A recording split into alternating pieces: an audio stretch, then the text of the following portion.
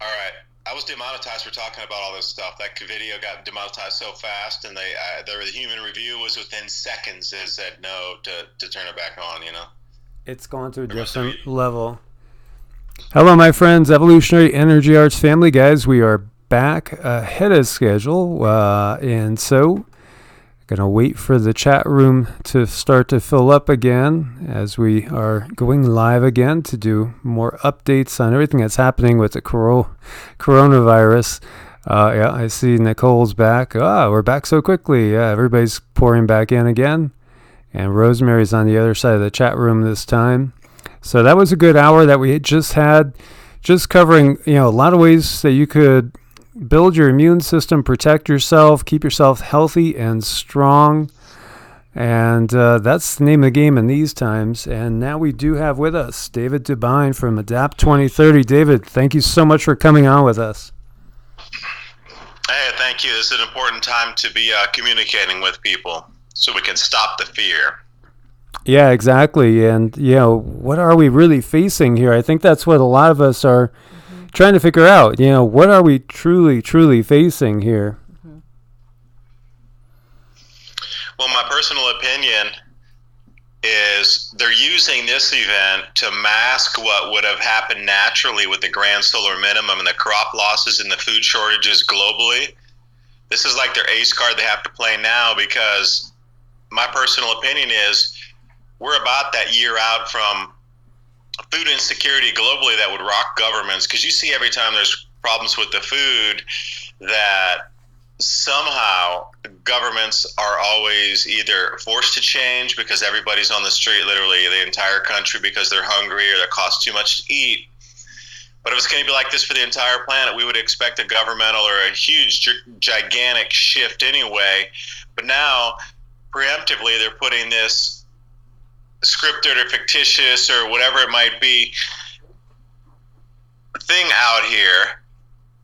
Maybe it was manufactured, maybe it is, whatever it is, they're going to take advantage of it, whether it's just a natural thing happening, could be.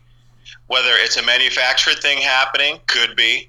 But whatever it is, the result's going to be exactly the same. Mm-hmm. The control of the food supply, the control of your rights, ushering of a new global currency, and control of the population to a point we have never even imagined. Because I believe that they're looking at China first, and they're going to see exactly what they want to do after. Because that event 201 that I directed you to before this just shows, Cindy, like you said, scripted. It's a script. They're showing you, they're broadcasting you, telling you how it's going to roll out from this point forward. If you watch event 201 and check out all the sessions, you will see already the blueprint. Yeah, that was shocking. It was, it made me laugh, really, because it was just like, oh my God, they've already scripted the whole thing out. It's blow by blow. It's all right in our faces. They do this all the time. Yeah. They do it all the time where things are right in our face, and it's almost like, haha, or it's either we're going to do this and there's nothing you can do, or it's like they really have to disclose somehow, and I don't know why they have to disclose. Maybe free will, maybe there's cosmic police we're not aware of.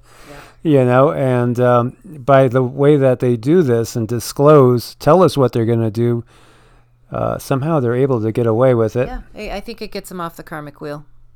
Karmic wheel. Mm-hmm. Somehow, yeah. I mean, I don't know all the rules there, but it just seems right. It feels right.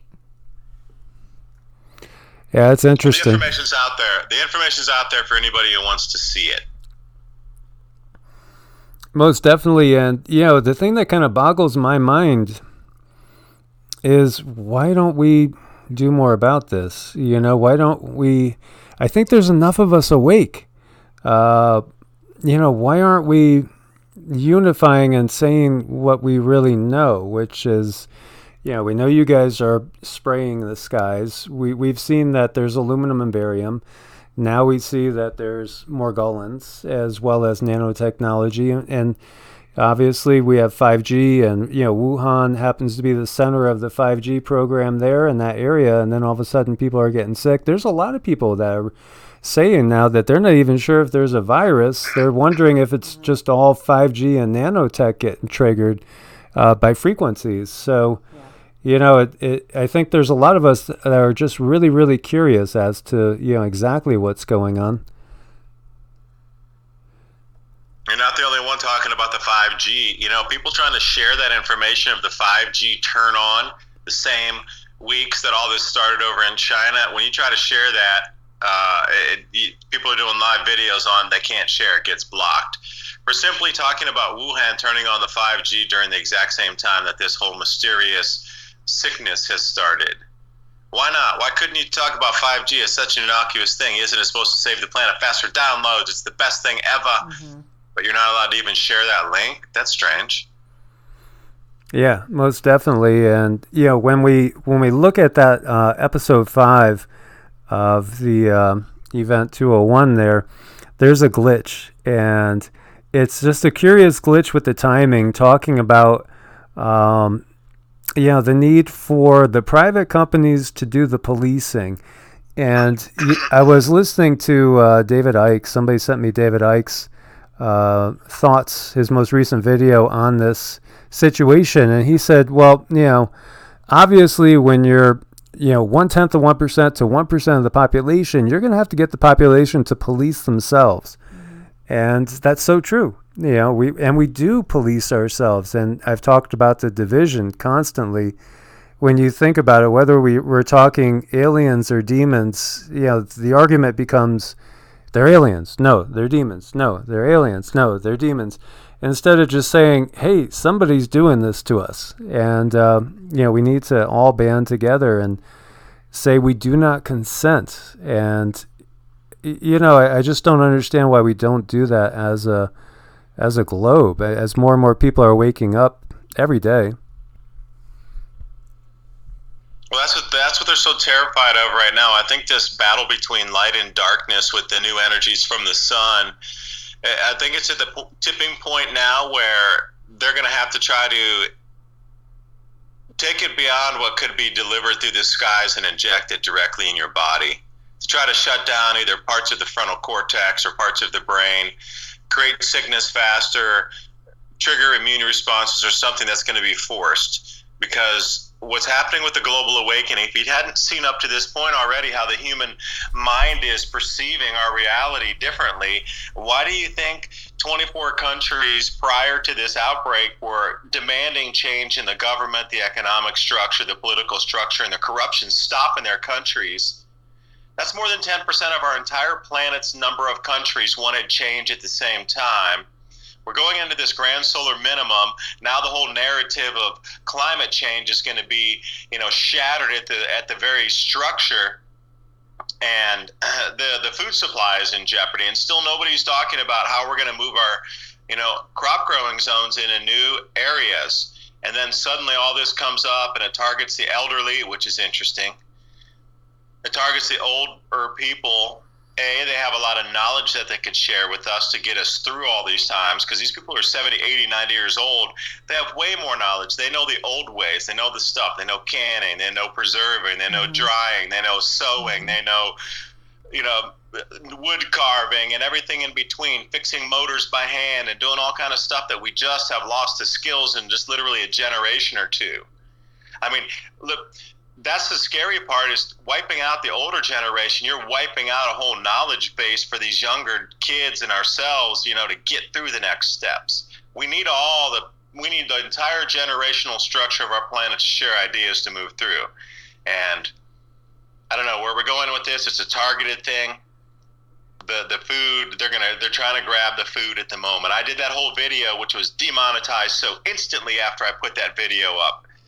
The second I put it up was demonetized, and then I hit that click review, and within 7 minutes they said, man, your review, no, can't do anything. So there's a full army of people devoted just to slamming this kind of content, and we saw that, how they were going to take care of social media.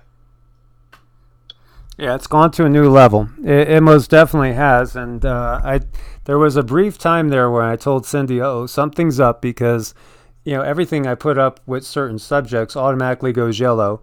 And then you got to put in for the review. And for initially, nothing went yellow. And I was like, oh my, there's something wrong here. Because it always goes yellow. And then all of a sudden, there was like, I had about 7 videos that were yellow. They all came back, reviewed right away, and they're all like confirmed, confirmed, confirmed, confirmed. So the next thing is, they're going to be taking us off the air. That will be the next thing that's coming. And then all you got is the one narrative. That's it. It's going to be the GNN, that global news network narrative, the one big brother narrative, and everybody else is just going to be shut up. Yeah, like intuitively, you can feel that something has shifted into another level here. And again, intuitively, we can feel that the sun has shifted electrically as well. So the powers that be are terrified of our awakening.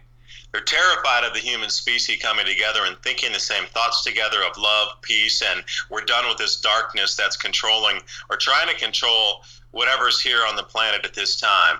Like the terror in these higher level organizations of power structure are shaking to the point of fear that we are about to take this planet back. And this is their last stand. This is their last chance.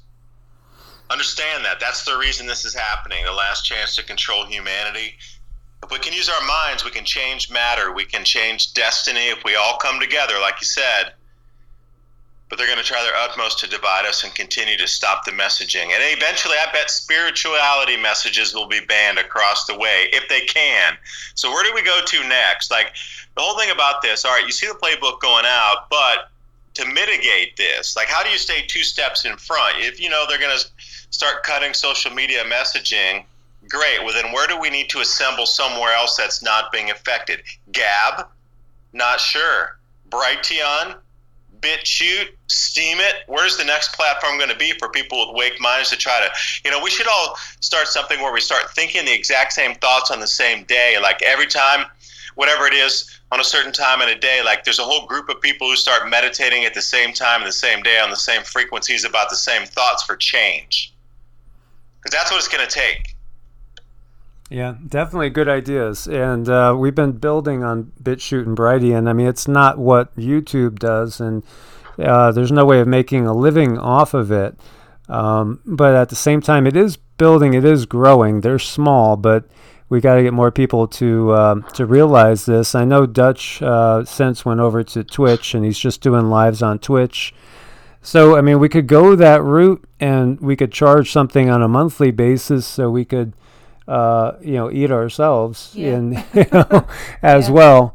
And I think we'll be forced that way sooner than later, because this is definitely taking the playbook to another level. And as you were showing me, and after you said you got to check out this whole thing, because I heard about it, read about it, but I didn't actually watch them all. That's what's coming. They're going to shut us all down. That's part of their big plan. And also, just think about this, with the threat of a pandemic out there, who's going to go assemble? The yellow vests were out there today or yesterday. But, think about it seriously. There's going to be less people that go out there and protest, less people that are going to gather in groups because of this as well. And perhaps that's another big point of the whole thing. Yeah, that's kind of what I was thinking about. Like, there were a lot of protests, like you said, and now we have this pandemic, and that's sort of shut that down pretty quick. And like in any really, really bad relationship, toward the end, when someone's losing control, that's when you really got to be careful and watch out for your safety. Yeah. Yeah, I don't know if you've seen any of the videos of them arresting people in the evening. Like the grandmas will come out of the houses, and I saw this video where there were about 200 police to go in to arrest 10 grandmas that broke quarantine. And what they broke quarantine was they went downstairs from their apartments to hang out in the courtyard like they've always done forever. And then the police came in and arrested all the grandmas. And when I say that, I'm really talking about women in their pajamas in their 70s just going down to do their nightly talks, and the police came in and swooped them out.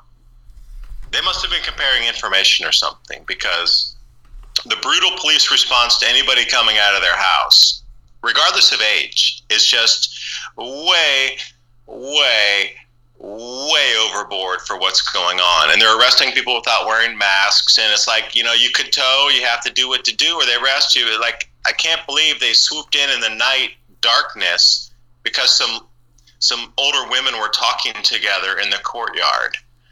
That's insane. It is, and even if, because I hear a lot of people saying this is a hoax.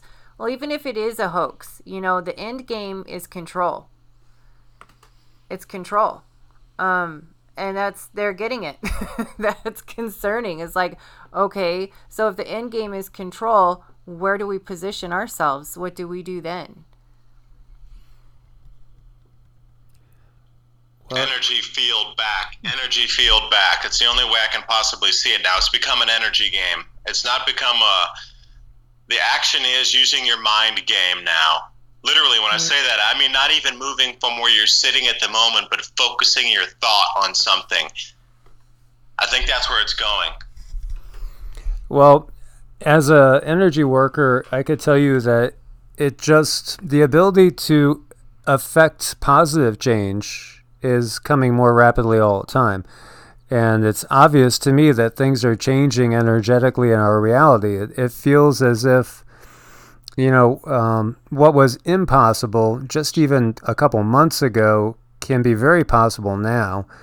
And in just such a rapid time, too. It's just amazing. So this is part of it. And, I got to wonder, if they do bring out a new quote-unquote vaccine to fight this virus, is it really going to be something that maybe shuts down our DNA? Is something that shuts down our ability to adapt to the changing energies? And is that really the bigger thing that's going on here? Because obviously there's those that are in power that want to maintain the status quo, and they don't want any real change, or if anything, they want to basically just bring in a complete Orwellian system of absolute total control. And that's why China's was kind of like the model of what they've been shooting for. Yeah, I don't know. Celeste Saloom, are you familiar with her work up at Shepherd's Heart Life? She has been posting a fair few things, and there were some videos from the DOD where they were trying to stop extremists by creating a block in the frontal cortex for those who are believers of something. The malleable mind virus, or the malleable mind vaccine is what it was called, like the extremist vaccine, where it blocks the frontal cortex, it blocks your ability or whatever chemical reactions and neural pathways are for belief in something. Now, this is really scary. This is the scariest thing of it all. If they're going to mandate vaccines, and it's going to be something that includes what I saw in these DOD, Department of Defense videos on how they're trying to stop extremists, but they were going to introduce disease over in Afghanistan to try to then have the whatever fighters come in and then inoculate them, but it was going to have this thing to affect their brain literally and their belief system. Now, and then you saw a lot of videos that were debunking that and say it was all, hey, it's the same brain, they were looking at it. But if they've already gone to that, and that was several years ago, of them trying to create a vaccine that will affect the way you think and the way your frontal cortex operates, they've been working with that, because that's what they were literally trying to deliver into the battlefield arena in Afghanistan and Pakistan. So what if that becomes the mandated virus or the mandated vaccine that you have to do? It's going to be a law to shut down and they're going to try to cut off your connection with God and your connection with the higher realities. And perhaps it'll be a metal-based structure that'll bring you back into this AI grid. I don't know. There's too much going on. It's too spooky and too weird for any of this for me to make sense. You'd have a much better idea of these things moving forward. So I'd like to hear your thoughts. Yeah, I think it is all about consciousness. I think that's the ultimate thing. I've always felt that they know, as we've talked about before in other interviews. I think we're in a energetic area in our galaxy, or perhaps even in the universe, that affects great change. And so we know we're at the end of the Kali Yuga, and we're going into a different time period, and all the legends say that humanity did have a lifespan of at least 1,000 years, and some are even higher if you look at the Sumerian king list. So I think that, really, they don't want us escaping. They don't want us at full power. They want to keep us, it's almost like Matrix-ish. They want to keep us as loose, as energy for the ones that run the humans that run the show, because we know about the 13 Illuminati families, the bloodlines tied to the Anunnaki and all that, and the reptilians. And as I've shared before, I used to think David Icke was just fun, to listen to, but kind of crazy. But I don't think he's crazy anymore. I think there's some truth to that. And I think that, as we see everything that's going on, and we've uncovered so many of these Sumerian scrolls, that these tablets that just tell us this whole story, so the gods, they're beings like us. It's not the creator of the universe, yet we all do have that connection to source within us.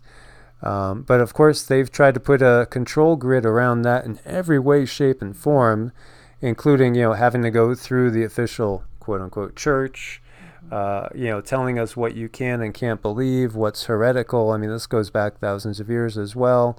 And of course, burning people at the stake, boiling them alive, drawn and quarter. Anybody that was a quote-unquote witch who maybe knew herbology and natural remedies for health, and maybe, others as well that, like when we look at the persecution of the Gnostics, Gnosticism is, the way to God is within. It comes through a knowing that you can only get from going within. So there's no power structure in that. It doesn't bring money to the church. It doesn't control us. It doesn't make us pay our taxes, which is all just other ways in which they control us. So they're just taking it to a whole new degree, and they do want to cut us off from source, from the higher realms, because there are benevolent beings that are there waiting to help us if we ask, but because they're benevolent and they respect our right, our freedoms, they don't impose their will on us. But I was gonna do a video today on basically looking into White Pahana, which is the great white brother of the Hopis that came before. And some will equate White Pahana with Mercury, Hermes, Thoth, Quetzalcoatl, Ningishita, all the same kind of, either the same entity or the same sort of grouping of beings that came, and after the end of the last world taught us how to farm, and taught us how to have culture and be civilized, and all the good things. And so they're supposed to come back again after this civilization is wiped out. And it's so interesting that the Christians are waiting for the second coming of the Christ, the Muslims for the Imam Mahdi, the Buddhists are waiting for the Maitreya to come, and the Hindus for Kalki, the last incarnation of Vishnu, the preserver. It's all interesting, but these are all universal legends. And so the benevolent ones come back and try to set things right after everything is destroyed. So interesting stuff. But right now we're at the point where the dark ones that are ruling us, they're desperate, as you said. So Scorcher's policy, when we look at like the Roman Empire, if they were going to lose a battle, they don't leave anything for the barbarians to come and cultivate. So burn down the houses, burn all the crops, kill everybody, and we retreat. And I think it's the same game book going on right now. And you missed one part of that. They used to infect the animals and scatter the entrails throughout the orchards, so all the orchards and all the land would become untillable for years. I think it was 7 years or something, and they would salt the land. Yeah. Well, that is definitely what we are seeing. To me, it's pretty clear that this is their game plan. And we've talked about it being an interdimensional, multidimensional battle, and perhaps a galactic battle as well. You know, I mean, perhaps this does go on. Maybe there's battles in the Sirian star system, or in the Pleiades, or in Orion as well, that we don't really, we're not privy to. And it comes back to maybe we need to ask these same beings back early for our to stay on our side here to help push this back. Yeah. That's why a lot of that's why a lot of the history is hidden through, because everything that we pretty much know about our history has been relegated to the last 10,000 years. And if it doesn't fit into this very tiny mold, it's all considered hogwash or woo-woo or something. And then, again, they get people to self-police. You couldn't talk about this at a party unless you're at the exact same kind of people with the exact same mind frame. Because if you were to just tell me what you said at just an average party in America, most people would be like, what the hell is this guy talking about? Oh my, You're right. Absolutely. So thankfully it's the 534 people in our chat room that know us. Yeah, but think about that. Perhaps we need to, when we come together daily at a certain time to focus on and manifest this reality bend of positive light energies come in, perhaps we need to focus on what you're talking about, naming these beings by name and asking them to come back and help us right now. Yeah, that's actually something that Cindy and I do. It is. It's part of our daily practice in our meditation.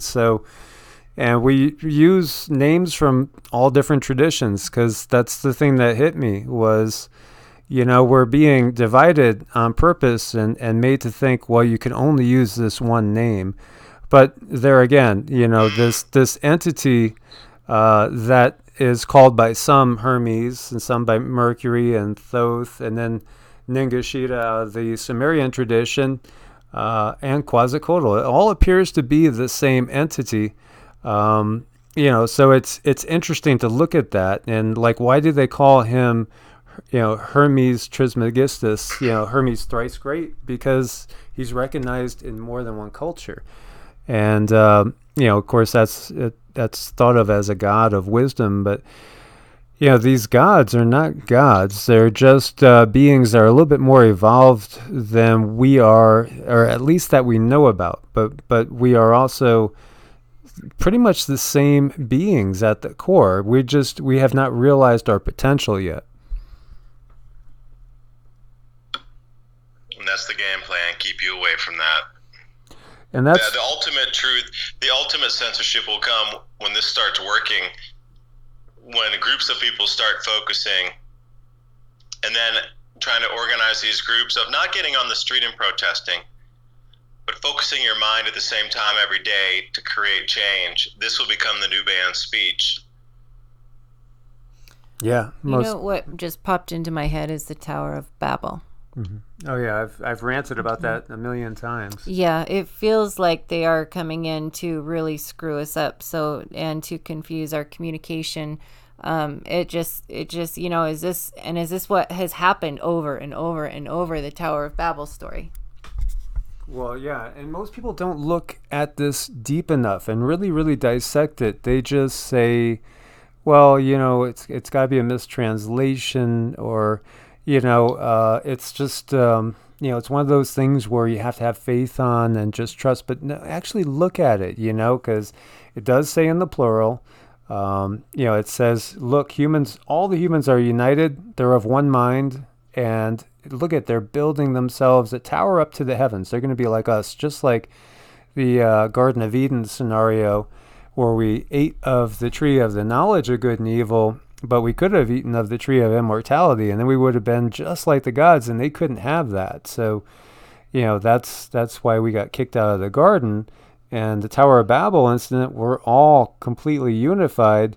And perhaps what they were talking about, the tower unto the heavens, was just simply we got to a certain point with technology where we could go out into space on our own, and we could start colonizing and, becoming more of a threat to other powers that are already existing out there. So then it says, come, let us go down there and scatter them, and let us confuse their languages. And, from that point on, we were always fighting with each other, and always, untrusting of each other, and that division has held sway. So, I always found that one to be one that, why do people not see this for what it's saying?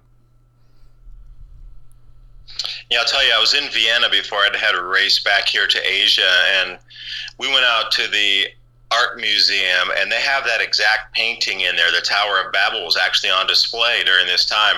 That thing is like 5 feet tall, 6 feet tall, and a good 3.5 feet wide. It is a gigantic painting, and it was fully, it had its own special area right there on the wall, lasers and everything. But I got to see it firsthand. It's not that little tiny thing like, you see that image and you think, oh, that was there's got to be a real small painting. But the vastness of it, it's a gigantic painting. Like somebody put an enormous amount of time to put that painting together hundreds of years ago. So there's something to it, because they didn't spend the time and effort to commission all these paintings and do these kind of artworks where somebody would spend years doing a single painting back in the 1600s without it meaning something, because somebody paid for that and it took somebody years. So seeing that thing live was kind of an eye-opener. I didn't know it was on display at the museum in Vienna, but when I went there, I go, no way, that's right. It's like walking through somewhere and then coming across the Georgia Guidestones or something. That's shocking. I was like, wow, we're stopping here for a few minutes. Let's look at this thing. Yeah, it's very cool, but now we have so much more knowledge and we could compare, and so like when you look at Genesis 6, it's just such a Reader's Digest condensed version, and it's really kind of muddled and confused. Now, when you read the book of Enoch, then it comes into much greater detail.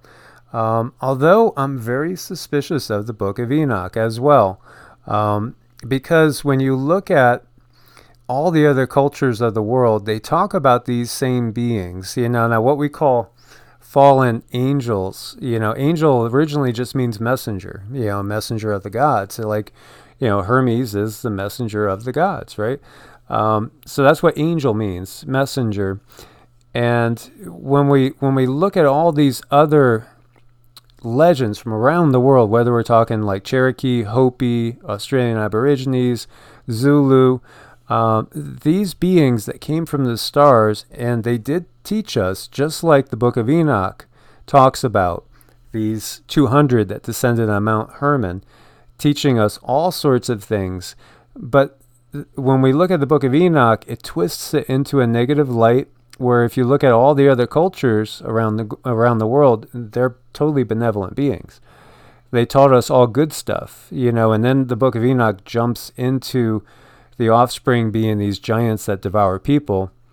Now, there are legends of man-eating giants in all the cultures as well, but not necessarily coming from the union of these beings with humans. So that's always hit me as suspicious as well, because I think what they do is they infiltrate. The powers that be are the powers that be. They're in control right now, so they could rewrite anything they want. If we're having doubts about our actual timelines and history, and many people believe now there was mud floods, and there was an empire of Tartaria that perhaps existed, and we're starting to doubt all the timelines we've been given, then why would we trust the inerrancy of scriptures when they're the ones that control all of this? So I think you have to look at all the sources and start to look for incongruencies, things that just, okay, well, everybody says this. Every culture I'm looking at, I got 30 cultures here. They all say the same thing. This one doesn't agree. Interesting. And that happens to be the mainstream narrative. Just what's going on with YouTube right now, Thoughts on that, David? I'd gone to the Czech Republic before we had to get down to Vienna to get a flight, because they didn't have any direct flights out of Prague, because it's a smaller city. Across Europe, it's a smaller transit hub, I should say. So Vienna had the direct flights, and we didn't want to have to transit in Germany because, Germans are starting to lock some stuff down there too. But being in the Czech Republic, There's an enormous amount of underground cities there. If any of you didn't know that, we went to this place called Noimo, or Nomo. It depends how you want to say it. It's got a ZN on the front of the name, ZNOMO, Nomo. It's in the wine growing region, and it's right at the border. So we decided to stay there for a few days because they have like incredible towns down there that have been around for 2,000 years, cobblestone streets, real, what you consider just like these fairy tale-esque places. And Nomo had a full underground city under it and 27 miles of tunnels that they found so far. And I took a tour down there. So I found the place where they allow you to go underground, and they walked us down there for a good hour plus in a lot of the areas that they'd re-shored up, reconstructed, put a lot of concrete in and stuff to try to keep these things. Because, after all these years of 1,200 years of not using some of them, parts of this underground city collapsed in on itself. But there are rooms down there every single couple meters. Like as soon as the next wall finishes and there's enough bracing of the stone to hold up where they could carve another open space out of it, that's what's there. It's not 27 miles of straight tunnel. It's 27 miles of tunnel with thousands and tens of thousands of rooms in there as well. Underwater wells, connecting storage facilities, all these kind of things. And then I was asking, wow, why did they just build it here? And then to come to find out, in the Czech Republic, there's like 10 underground cities, each able to hold between 20 and 50,000 persons each that interconnect. And that's very much like Turkey. So not only did I see that, and I've never heard about the underground cities until I actually went there, but I was very much witness to this Tartarian wireless power system because the Czech Republic didn't rip it all out. And one thing that really was stark and startling to me is I stayed in this artist's house when I was up there, and he had a private book collection, and inside they had a whole bunch of 1930s, 1950s lithographs of every single place, images of and construction dates, plus engineering diagrams of all these houses and larger structures that had wireless antennas on them. And the antennas capture device to pull the power out of the ether came in about 15 to 17 different forms of antenna depending on the usage. They use resonant chambers inside these places. And the instant we stepped over the border into Austria, not a one on any building. They were all gone. But there's still quite a few up in Czech Republic if you're looking for this type of information. And I was there to specifically study that before I got pulled back because of this virus thing. But there is a lost chapter of our history, actually several lost chapters. Where are these underground cities? I thought Turkey had the most. They're in Yanku, connected with all these 5 or 6 new ones they found, across the planet. We got underground structures and habitations. And then this wild card here in the Czech Republic, underground cities. What is being hidden from us, truly, about what happened to our planet and Tartaria, the full-on vast empire? I was planning to go to the Republic of Georgia after we finished up with Czech Republic, but again, if you're going to go to Republic of Georgia, they have not erased their history there. They've kept it intact. Their wireless power systems are still on top of those buildings. And do not delude yourself that they were lightning rods or flagpoles. They're not. I saw these witnessing firsthand. I have so many detailed close-up photos with my telephoto lens and all these private collection images I saw, which I'm trying to release once I get back to the States and I have more time to get settled back in again. There's a lost piece of our history, and in this whole virus thing, what are they going to rewrite right now? Because my whole thing is they're going to stop the communication about the grand solar minimum, and as we move forward, they're going to rewrite it like, oh yeah, everybody believed in CO2 warming, and they're going to try to rewrite history. And they're going to try to erase the web of everything that's out there with the one single narrative. They're going to try, but they're not going to succeed in any way, shape, or form. Yeah, that's amazing stuff. I find it so fascinating. And I got to wonder, how often do we go through this reset? And we were talking about 12,000 year cycles.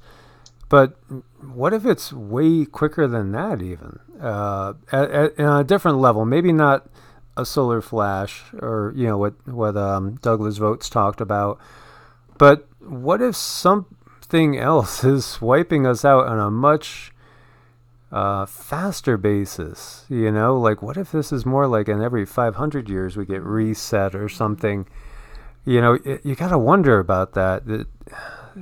There's so many questions and there's so many mysteries, and like you were uncovering there, I mean, that's fascinating stuff. Fascinating. I've been drawn to like Serbia too lately, and the pyramid there. I just keep thinking about it. I can't get it out of my head. But that whole area over there as well, the Czech Republic, I didn't realize there was that much as far as the underground cities. Are these beings, are they scattering us on a much more regular basis than we know? I mean, are we having a Tower of Babel every 500 years or less?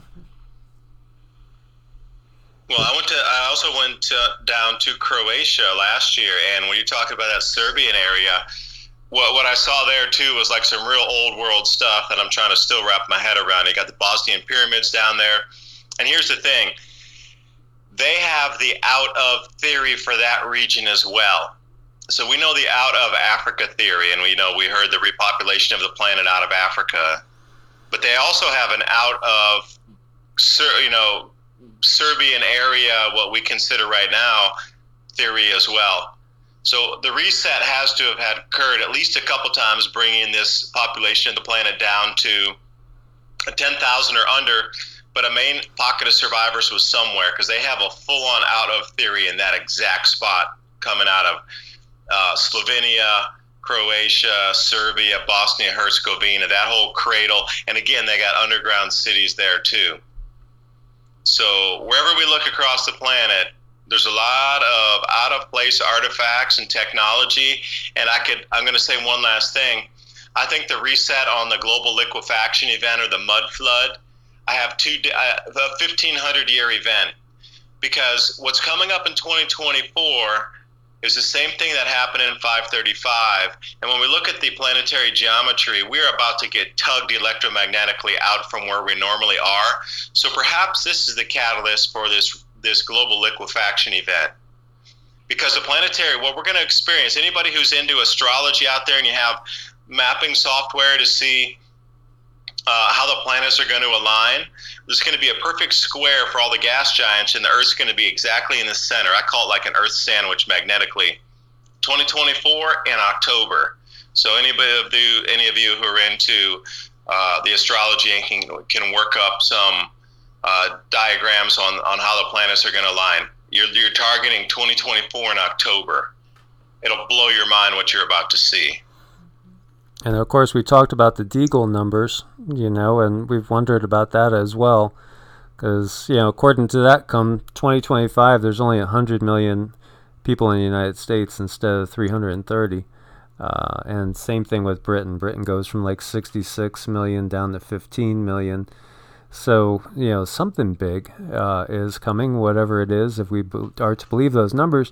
And it wasn't even that. There was a Agenda 21 map which disappeared, and it showed almost exactly the same numbers country by country. And I did have it on one video, which I can't find the video anymore. So, I think that's kind of lost. But it was showing the same numbers on a big map. So there's most definitely some big things coming. And it's curious that you're bringing up that time period. I introduced Cindy, and this sounds kind of crazy, to the Underworld series, the vampires versus lichens thing. Because, again, I think there's so much symbolism, like the vampires, the blue bloods, the elite, the Illuminati. It's all that. Human are cattle to them. They feed off of us in more than one way. Interesting that whole thing started back in that 500 and something period. And when it flashed up on the screen, I said to Cindy, I said, that was that time period, where we had, the cold weather, and we had all these things happening. Kind of curious that they picked that date to, have the start of this whole blood feud that the whole series goes through with the first mutations into vampires and lichens. There's so much. We touched on The Simpsons. We've talked about all these different, symbols. you probably saw that whole thing with the cartoon with Kobe Bryant's helicopter going down. It's just one thing after another. Everything has been kind of foreseen in the media. They're like constantly sticking it in our face. Yeah, and one thing too, that event 201 role play with the spread of the virus. One thing I picked up on there that was kind of a key factor for me was they said that the developed nations are going to struggle and have much more difficulty with this than the underdeveloped nations, because we have more to lose, and we're so set on a certain way that we've conquered all these diseases where we're not able to go just by the seat of our pants, because we've gotten it down to we're running at the minimal levels for keeping everything together. There's like 7 beds for every 1,000 in America. But, more underdeveloped nations, they have a bed in a home, because a lot of people treat themselves at home for these types of things. So what they were saying is that developed nations are going to get whacked harder with this. So that makes sense that the numbers would be lower in some of the developed nations versus the losses in some struggling to develop nations. Yeah, it would. And you saw that study. I know you saw it too. About 90% of people in the United States would die if we lost the grid for 6 months, just because of the way everything is situated in our society.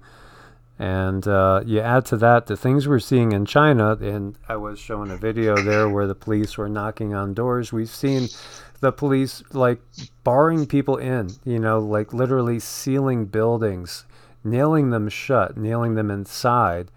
What if somebody doesn't have any food? What if the water's not running anymore? It's just a death sentence. Anyway, I think we should be all prepared for that as best we can, wherever we are. Mm-hmm. Yeah, could I throw one thing in here? And what they're seeing in Hong Kong right now, this is going to come to the rest of the world. So what we're talking about today is you have a good 3-week head start on what's happening out here in Asia. One thing that's happening is people are getting too scared to go to work now. So the delivery systems are starting to break down. And it's just a matter of time before the cost on going into work and getting sick is going to be outweighed by staying home and not getting a wage. So at what point does this start to really affect the delivery systems? And I'm not talking about, I am talking about also the regular people working in supermarkets, people who are stocking and cashiers, et cetera, because they're handling money. And one thing they're not talking about is the spread of the disease through the money itself. So again, that could usher in a cashless society. But, the amount of people that are going to stop going to work, and that would include port and dock workers, semi-truck drivers. What if they get sick and they can't drive because they're too sick? Like the entire system's starting to break down in Asia of delivery in the places where they're getting the most sick. So you're seeing in Thailand, you're seeing in Hong Kong, you're seeing in China, like the people that can't go to work, like all the factory and manufacturing capacity in China is pretty much at zero right now, because they've told everybody don't go back to work. So if they're going to make people shelter in quarters and not go to work, then the delivery of things is going to be another thing affected by this. And the doctors are going on strike on Monday in Hong Kong, all of them, doctors and nurses. They're not going to go into any hospitals because Carrie Lam won't close the border. And what the doctors were saying is, why would you leave the border open where you close the rail lines? So anybody listening out here, you understand that some of the largest ports in Asia are now closed, inbound and outbound. So the rail lines are closed in Hong Kong, where there's no containers moving from Hong Kong port into China or vice versa to get loaded on outbound shipments. Also, Suzhou, that's the 3rd largest port in China. It's closed indefinitely, along with all the manufacturing zones across the way. Ningbo, that port is also closed currently. We saw today the police footage in Wenzhou. That is on the coastal area. So that quarantine has jumped to the coastal area, where now there's a full-on army police force to lock down a place called Wenzhou. You're going to see this in the news in a couple more few days. It's called Wenzhou, Wenzhou. And I've actually been through that town because I lived in Xiamen for a little while, going to university in China there. So when we would travel, Wenzhou is just up the coast there from Fujian province. And the amount of manufacturing along that East Coast has ceased. So all the supply chains relying on any kind of replacement parts for motors, water pumps, fuel pumps, electronics, it's all stopped right now. So there's no more, whatever's on the boats coming over in the supply pipe at the moment, after that reaches the shore, there's no more for months, literally months, plural, coming out of China. So the terror of people going to work, the doctors going on strike, because they're saying in Hong Kong, why are we leaving you can't drive over, there's no rail traffic, but people can still walk over from China into Hong Kong. Why would you allow, and they're like, you got to close the border, no people walk over, no more sick people walk in. They're like, we treat one in the hospital, we let them go, and then 2 sick people walk over from China, and now we're not going to put ourselves at risk.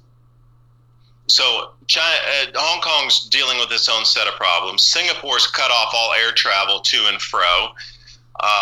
Malaysia also done the same thing. We got Taiwan doing the exact same thing. And it's just a matter of terror going to work before everything ceases in the supply chain. And we're already starting to see the lockup in the supply chains over here in Asia. Like, personally, you need to get to the store and buy stuff right now. There's going to be no second chance for you. You are going to starve to death if you don't go to the store and get stuff now. Because the rate that I'm seeing things unloading off the shelves here in Taiwan is terrifying, because there's no reloads. And I was bashed the other day for going, no, you're trying to cause fear and terror by saying Taiwan's having a run in the supermarkets. You know what? I got all the images to prove it. I'm going to head back out to the stores today. And I'll tell you one thing, for those of you listening, on the medical supply of things, the first things to go, which have run out across all countries in Asia, there's nothing left. The masks, obviously. The hand sanitizer, obviously. But then some more of the innocuous things you might not think of. Bleach is now being limited to 1 bottle purchase per person with your ID to get a bottle of bleach. The antibacterial soap hand stuff, that's gone. I mean, the kind you got to pump out of the little small bottle, not the squeezy hand sanitizer stuff, a little different. And also the antibacterial laundry soaps, the things that can wash the bacteria off your clothes, that's all gone. Anything that could help with your hygiene, totally gone. Secondly, everything that's disappearing in the stores that I'm seeing firsthand with my own eyes is the rice over here. Different kinds of white rice and brown rice is the first thing to go. The purple rice and that kind of stuff still stays because it's too expensive. And I'm noticing people shopping at the cheaper stores first, because in Taiwan there's 4 different supermarket chains, and the one called Taitian, that's the one that's the least expensive. That's where I'm seeing the biggest shortages of stuff on the shelves. Everybody's running to the cheapest place first to buy stuff. They're going for the noodles, the long-term noodles, like any kind of noodle thing that you can buy, those instant noodles, boxes of noodles, bowls of noodles, that's all gone and going fast. As soon as some of the things come in on the boxes, people are pulling it out of the boxes on the floor before the person has a chance to stock it on the shelf. The rice, any kind of goods with rice, for some reason, well, obviously people eating rice in Asia, the noodles are gone to a certain extent. The wheat noodles, the stuff that you buy for pasta sauce, is gone. There's a lot. I mean, what I noticed though, what they didn't take was the soba noodles, the buckwheat noodles, the spinach noodles, these kind of. So I bought all those myself, because I know that those have a really a nice flavor and different kind of grain involved in them. And the amaranth noodles and that kind of stuff, nobody bought that. I was surprised. It was a fully stocked shelf of these specialty noodles, but I went down and all the wheat noodles and like the macaroni, all that stuff's gone. And you got to keep your mind healthy with the oils. There's still coconut oil. A lot of people are not getting the oils, so you're going to want to get. I got a couple bottles of macadamia nut oil. I got a bunch of bottles of coconut oil, and I got the olive oil. But you can see where things are starting to run out. And I'm trying to put this whole presentation together on all these photos I snapped of the shelves through all the different supermarkets on what's running dry first.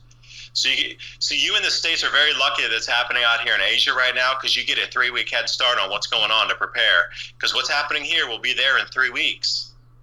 And, we got to try to mitigate it at the best we can. But they're going to try to use this event of terror and panic to usher in all these globalist agendas. But you're totally going to be on your own, because Michael, you're right. These images of them locking people in and welding doors shut, because there are a lot of metal doors that lead into neighborhoods and into building complexes in China. You have your individual door, which they're barricading with, because a lot of them open outward, but they're putting all those braces in with metal and wood to lock people in. I heard that girl screaming. I swear to you, she knew she was going to die in that apartment. That's the sounds terrifying. Of that girl screaming, yeah, it was no different than you and I being buried alive in a coffin and then closing that thing up. That's the same scream that came out of that girl when they were boarding up her door. And you're seeing more and more and more of that. Now they're barricading entire buildings. They've gone beyond just a single door to they're welding up entire buildings, and they're putting police around the entire periphery with automatic weapons around the entire periphery of the buildings. Now, I don't know when they're going to run out of police, because they can do it in, Hubei province, and they can lock down an enormous amount of people right now in a certain province and like these 19 or 20 cities, but they're utilizing almost the entire police force and almost the entire army force to do that for one province. But as we've seen it today, it jumped into Shenzhen. It jumped over into Wenzhou. So the rest of the country is going to go there. So they're not going to have enough police and army to lock everybody down after a certain point. I would give it 2 more weeks, and they won't have enough personnel to continue with the quarantine. At that point, it's going to change greatly. But I think I rambled too much. Sorry. Cindy, I'd love to hear your thoughts. Oh, yeah, totally. I'm really, really happy to hear that coming from you, because I have wanted to hear from someone who is on the ground and looking at things absolutely firsthand. Sorry. So I don't think it really...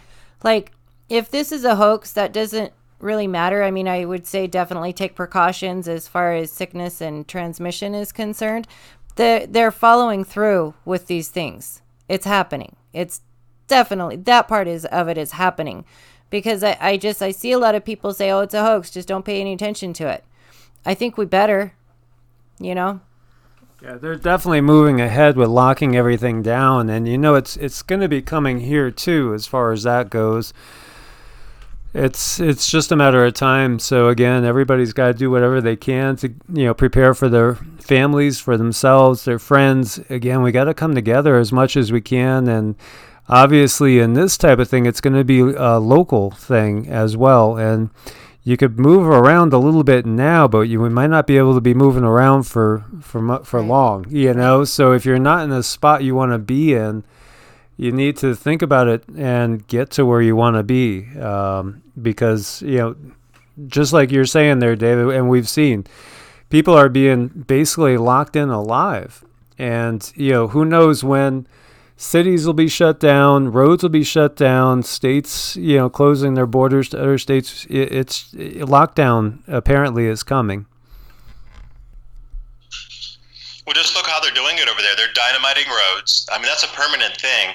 They have full-on, dump trucks dumping tons and tons and tons of earth across roads. So even if they were to get the supply chains and the factories back open in some of the smaller, like third-tier areas, there's no way for them to get the goods out because almost all the roads are blocked. And you can see what they're doing there. They're probably going to do the same measures back home. And whatever the government isn't, locking down under its policy of lockdown, villagers are going off and creating their own quarantine zones by blocking their own roads to create their own moats, if you will, around their own towns and villages. And you see that violent fight the other day. Has anybody seen this one on Twitter?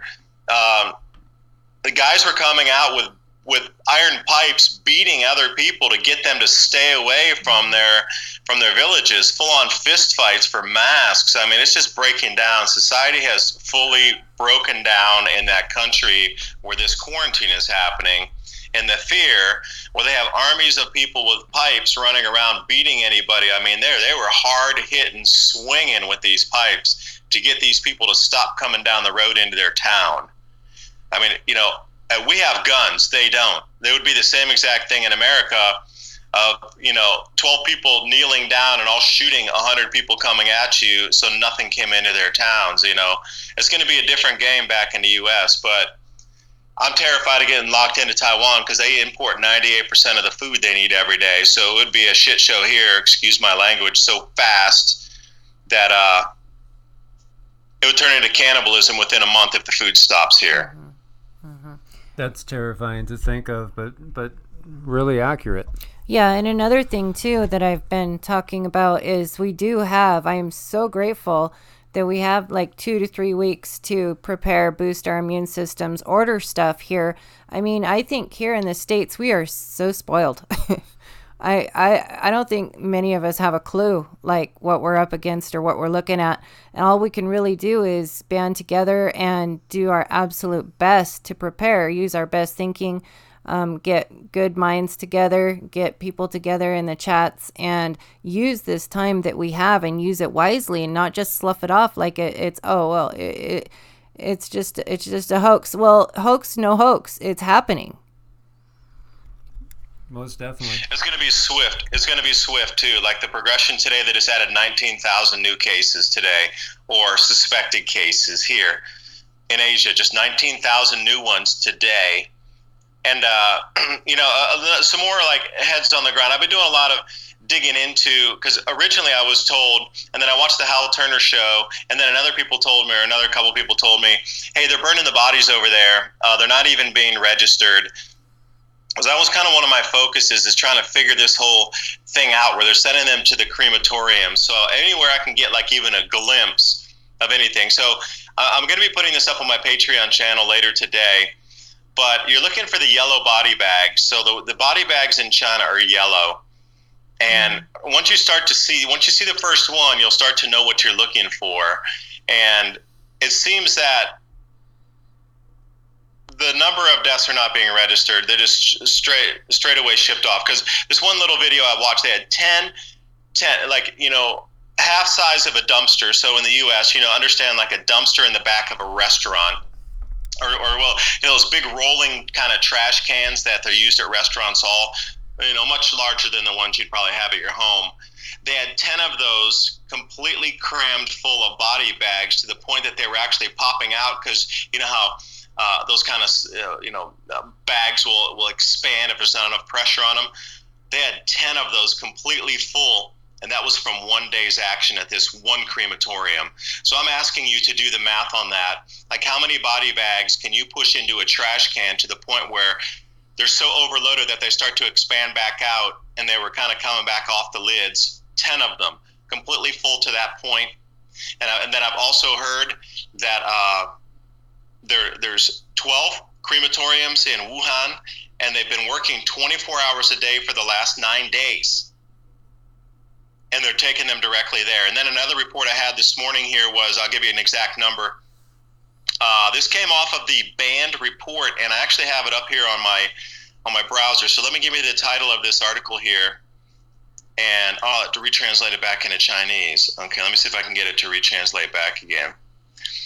This came off of QiGong News. That's CAIJIN News, QiGong. And what they were talking about, the reporters were saying the number of deaths are being completely, and sickness is being completely underreported. And they were banned, and the reporters arrested for putting this report out. Now, what it said is, this is a single day at one hospital. They had 120 people try to come in. 80 were so sick that they needed assistance to get in, but they turned everybody away except 5 got registered and checked in as fitting the parameters for the disease, and those 5 got put on the books as an increase. 80 got turned away, although they were showing symptoms, and 120 that total thought they were sick, right? So you can see, if 120 came in and they only registered 5 and they sent everybody else home, where do those numbers really sit? And those people are arrested for writing that article, and then they censored QiGong. That would be like saying, Wall Street Journal gets censored and their reporters are arrested for reporting on something, because QiGong, they do economic reporting as well. Wow. So, yeah, I'm just curious. Are there any areas that are really far out in the country, in the area of the epicenter, or is it completely urban? Just wondering about the whole, potential of the 5G thing. Is it an area where it's completely urban and there's tons of 5G towers everywhere, or are there mixed in some, really rural areas where there might not be? Well, some of the images I see, it looks more considered rural in China in some of these towns where they're making their own blockades. And I'm curious if it is a 5G activated thing, if it'll spread around the states as quickly because the states doesn't have nearly as much 5G. And another spooky thing I saw traveling through Europe was they had like 5G arrays on top of apartment buildings. So whoever's living directly under that would be sick for sure. And the people that are directly across from it, the next window and the next thing like 50 feet away, would be getting sick. And I'm not talking about like one panel outward facing. And these arrays are like 5, 6, 8 panels facing outward. And I don't know. Let me send you a couple images so you can take a look at the 5G arrays right on top of the apartment buildings that I photographed myself. So being aware of a lot of this stuff, I have my own camera, and I've been a photographer for a couple decades. So now I'm really starting to ping my own photos, and because I know exactly what I'm looking for, and I want to put this information up on the web because I don't know. Can they? And also, another factor to be answered this question here: if there's truly all these nanometals in our bodies, can a regular 4G or regular Wi-Fi router be tweaked enough? Because they can do different frequency modulation inside that. Is it really at that sub-gigahertz frequency level that this thing can be implemented? So maybe it's just a regular Wi-Fi router, because Mark Steele was very fervent that this thing was triggered by 5G sub-gigahertz frequency. So, where do we lie with that? Like, what kind of electromagnetic frequencies could turn this stuff on? And, maybe that's a little woo-woo, but I don't think so. I really don't think so anymore. When you look at all the things that were thought to be woo-woo and then they've turned out to be actually accurate, I almost can't think of anything that was thought to be woo-woo that turned out to be woo-woo. Exactly. I think it's just being ahead of the grade and understanding the bigger picture is what it is. Mm-hmm. And, got to be suspicious about it. And I wonder, somebody holed up in an area where there is no 5G anywhere around, and if they're living off grid, even if they came in contact with people that were quote unquote, infected, I wonder how they would fare. Just really curious here. Well, it does seem to be affecting heavily populated urban areas with an enormous amount of signal frequency in that whole area. The spread seems to be in the cities. So, and heavily populated cities. So, they're talking about Huanggang, a place you probably never even heard of, with 6 million people. I mean, that's bigger than most cities in America, but it's just like a suburb of somewhere that does some manufacturing further out away from what you heard about in Hunan and all these kind of things. And the Hubei province is that one. So these sub-tier, they call those like third-tier cities. Like, they're not big enough to be a major metropolitan metropolis or anything that would draw an enormous amount of people. It's just basically third-tier manufacturing-based city. So it seems to be spreading in these areas. Yeah, and you think about it, New York's got 8 million people, and LA is like around 4, like 3.7. So, it's bigger than LA and just about as close to as big as New York. You got to wonder, why China? Why China first? I think we could come up with a lot of reasons why China. For one, obviously way ahead of the curve with 5G implementation. Obviously, it has a governmental system that is completely authoritarian, and the ability to control people, herd people into the cities. I've read articles about whatever happened to rural China because everybody's being herded into the cities, and then we hear about, what was Agenda 21, Agenda 2030, with the idea of, creating these big cities, these big complexes here in the U.S. too, and getting people out of rural America and into these mega cities, and obviously it'd be easier to control people in those circumstances, and perhaps, as well with what we see going on with this spreading, quote unquote, of this quote unquote virus. Mm-hmm. Yeah, and then if they can control these channels like ours, they control the ability for us to question their lie, and that's what bothers me the most. Yeah, I just sent you 4 photos here, and I want to explain these in order here. So when you're looking at these images, the first one where the woman has fallen over on the steps and just collapsed in place, those are people buying medicine. And she collapsed in line trying to buy medicine. And, you know, when you watch the video, everybody just watched her fall and just like, whatever, and just go, give me my medicine, give me my medicine. And then nobody even, literally nobody blinked an eye. Nobody even blinked an eye. So the way I'm more focused on the human behavior aspect of this is how it's going to roll out, as humans are humans across the planet. So the desensitization to the death and suffering has been pretty much instantaneous there. Secondly, that one, you see how they're blocking in, that door is not to an apartment, that is to an entire apartment complex. So you can see what they're starting to do now. They're starting to save more manpower by blocking in entire apartment complexes versus going door to door.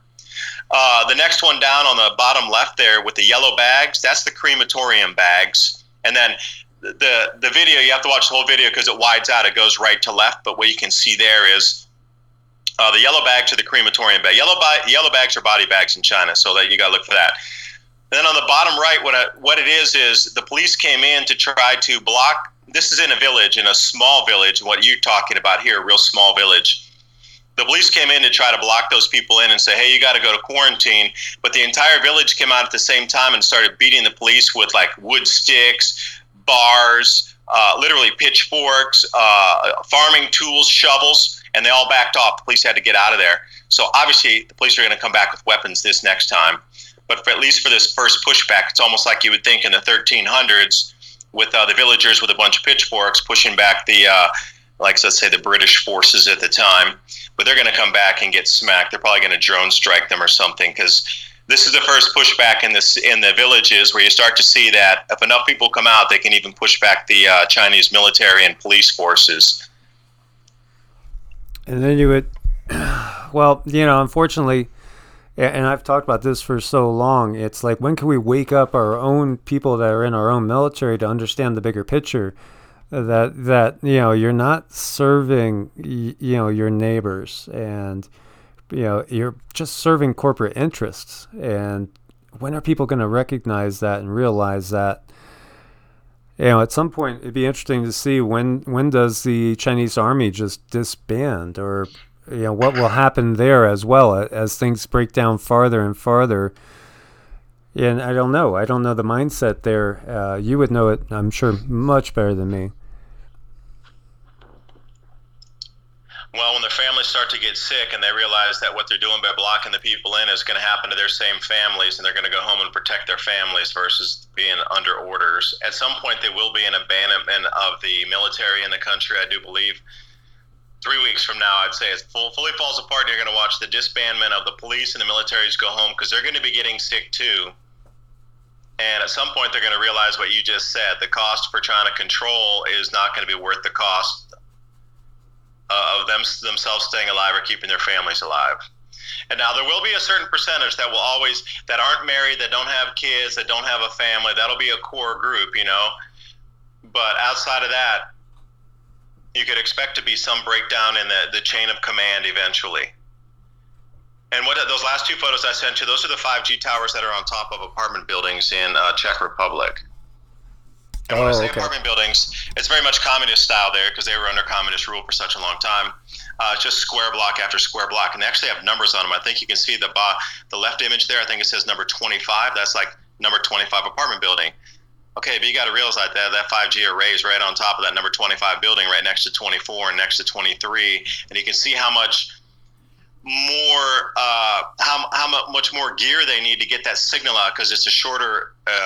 It can't carry as far. And then if you go another, half a mile down, there's another one on top of another apartment building. They're picking up on the same one, so it's repeating the signal. And they just create a grid on top of buildings. Now, whoever's living under those, towers there, or arrays, they're not even towers, they're just arrays, is definitely going to be getting sick. Now, on the left photo, what you notice is that thing that looks like a shipping container. That is the cooling mechanism to keep that 5G system cool enough, because it'll ignite on fire.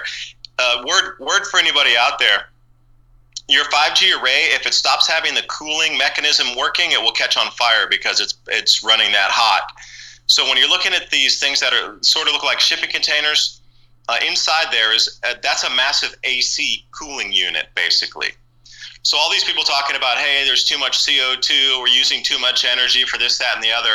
Yet they're putting out an entire 5G network that each individual set of towers needs its own cooling unit. And you see the size of that. That's a 20-foot shipping container to house that, just for that small array on top of a roof. Now multiply that by 50 million of these arrays going off across the continents, and they want to yap on about power savings. Come on, really? But anyway, FYI, if that cooling unit were to be disabled, that array of towers would also burst into flames and disable itself. That's definitely interesting to think about. And I wonder how everybody would feel after that as well. Are you seeing those images? Did you get all those 6 images I sent to you there? Yes. Yeah, we got them up. We were showing them. Oh, you are? Okay, excellent. Yeah, please share. Yeah, we're showing them with everybody. So, yeah, I've heard that before about it, how it runs so hot. Very curious. And, just that whole drive to put it in so fast, too, to get it so functional so fast. Very curious. A lot of people are very suspicious about that, most definitely. And then, I was wondering, too, it's like, okay, so obviously this makes, to me, in my mind, makes the government desperate and dangerous, too. Mm-hmm. And so, in order to unify people and get people to forget about everything that's happening, I don't even know if that's even theoretically possible, but like you have talked so many times about, governments fall, dynasties fall during these time periods, and then wars start too. So, it makes me wonder, if the party feels that they're losing control, what will they do when they're absolutely desperate? Mm-hmm. Can they do anything? What are our soldiers going to do to the American public, though, is one thing. Like the FEMA people and the actual police officers and the soldiers, they got families, too. At some point, they're going to abandon their posts and go back to their families. Right. That's the human way. Yeah, I mean, I can totally see that.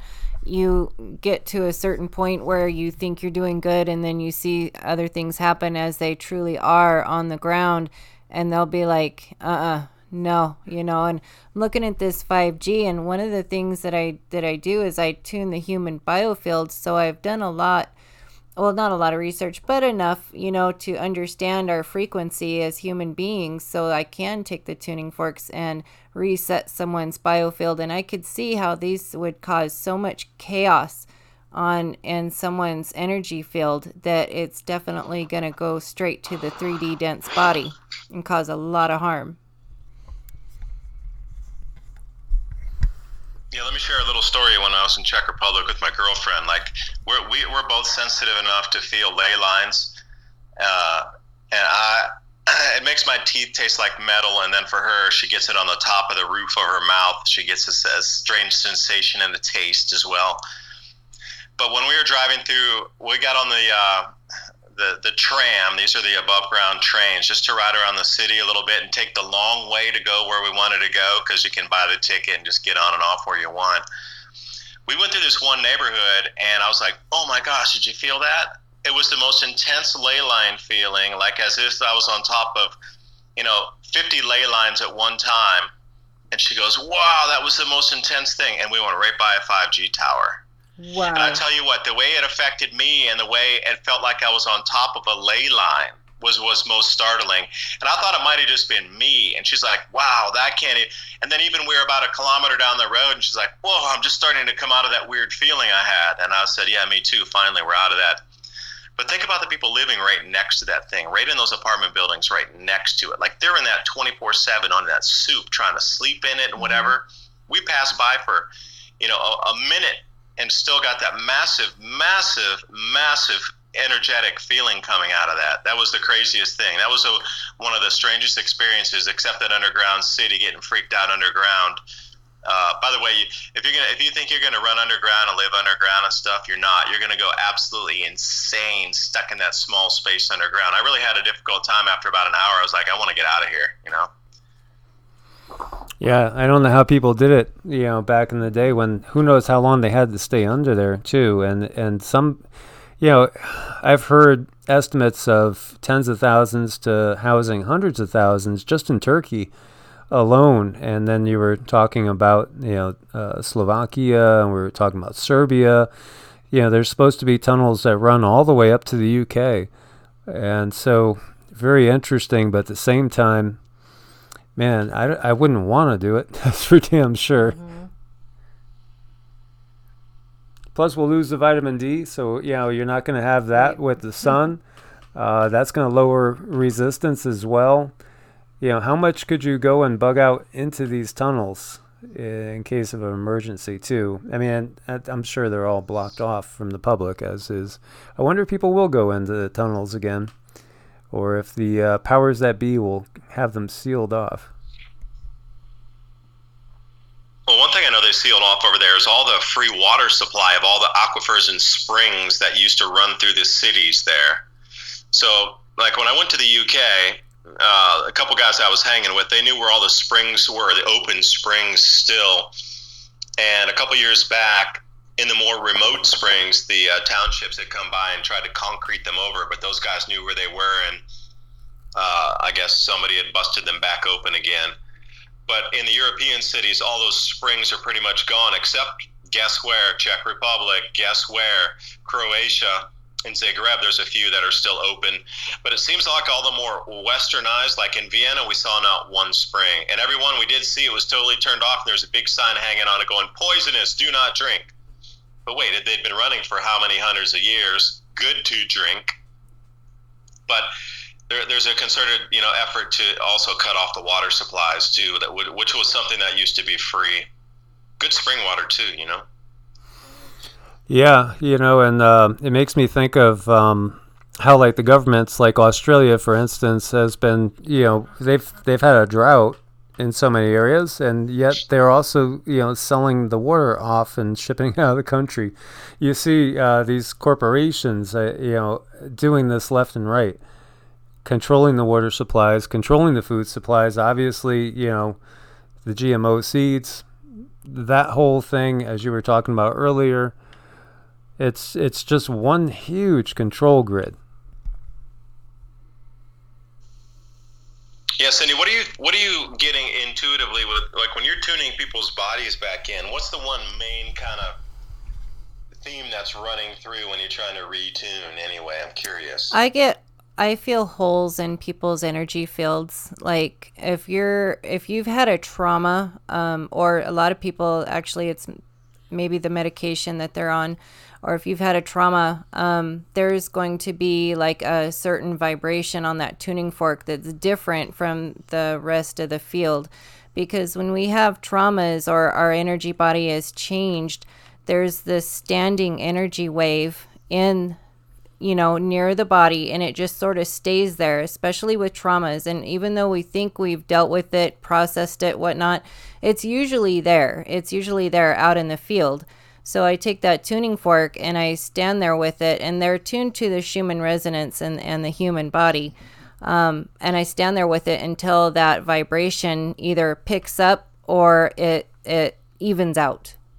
A lot of people with PTSD, people who are on a lot of medications, it tends to help them, sort of it's like a reset, and I was looking for him. I found him because I myself, have PTSD, and I was looking for something to help with the anxiety and the underlying depression. And because that's just what I've dealt with most of my life, just this real low grade underlying depression. And they helped a lot, and I've helped a lot of people with them. So that's probably the one thing I run into is like a dead spot or a trauma spot. I picture them as like these dark black holes, or like yarn, it's just yucky spot in the energy field. So yeah. Is that being caused by wave frequencies that have been introduced into our environment over the last 20 years, do you think? Or that's more of an individual thing? Intuitively, I could say yes, that makes sense to me. I could see where that could happen, and with a lot of different things being introduced into our energy field, it it kind of screws with our bodies, and that's why when I hear about the 5G and these people getting sick, it just automatically hits me as this is really like a weapon, because when I was researching the tuning forks and stuff, the gal that wrote the book on it, she had a lot of trouble getting information on sound in the human body, because most of the information and the studies on it were actually not available because our military kept them secret for, I forgot the exact vocabulary words. The military kept them secret for matters of national security. So she was limited on the information that she could find to put in the book.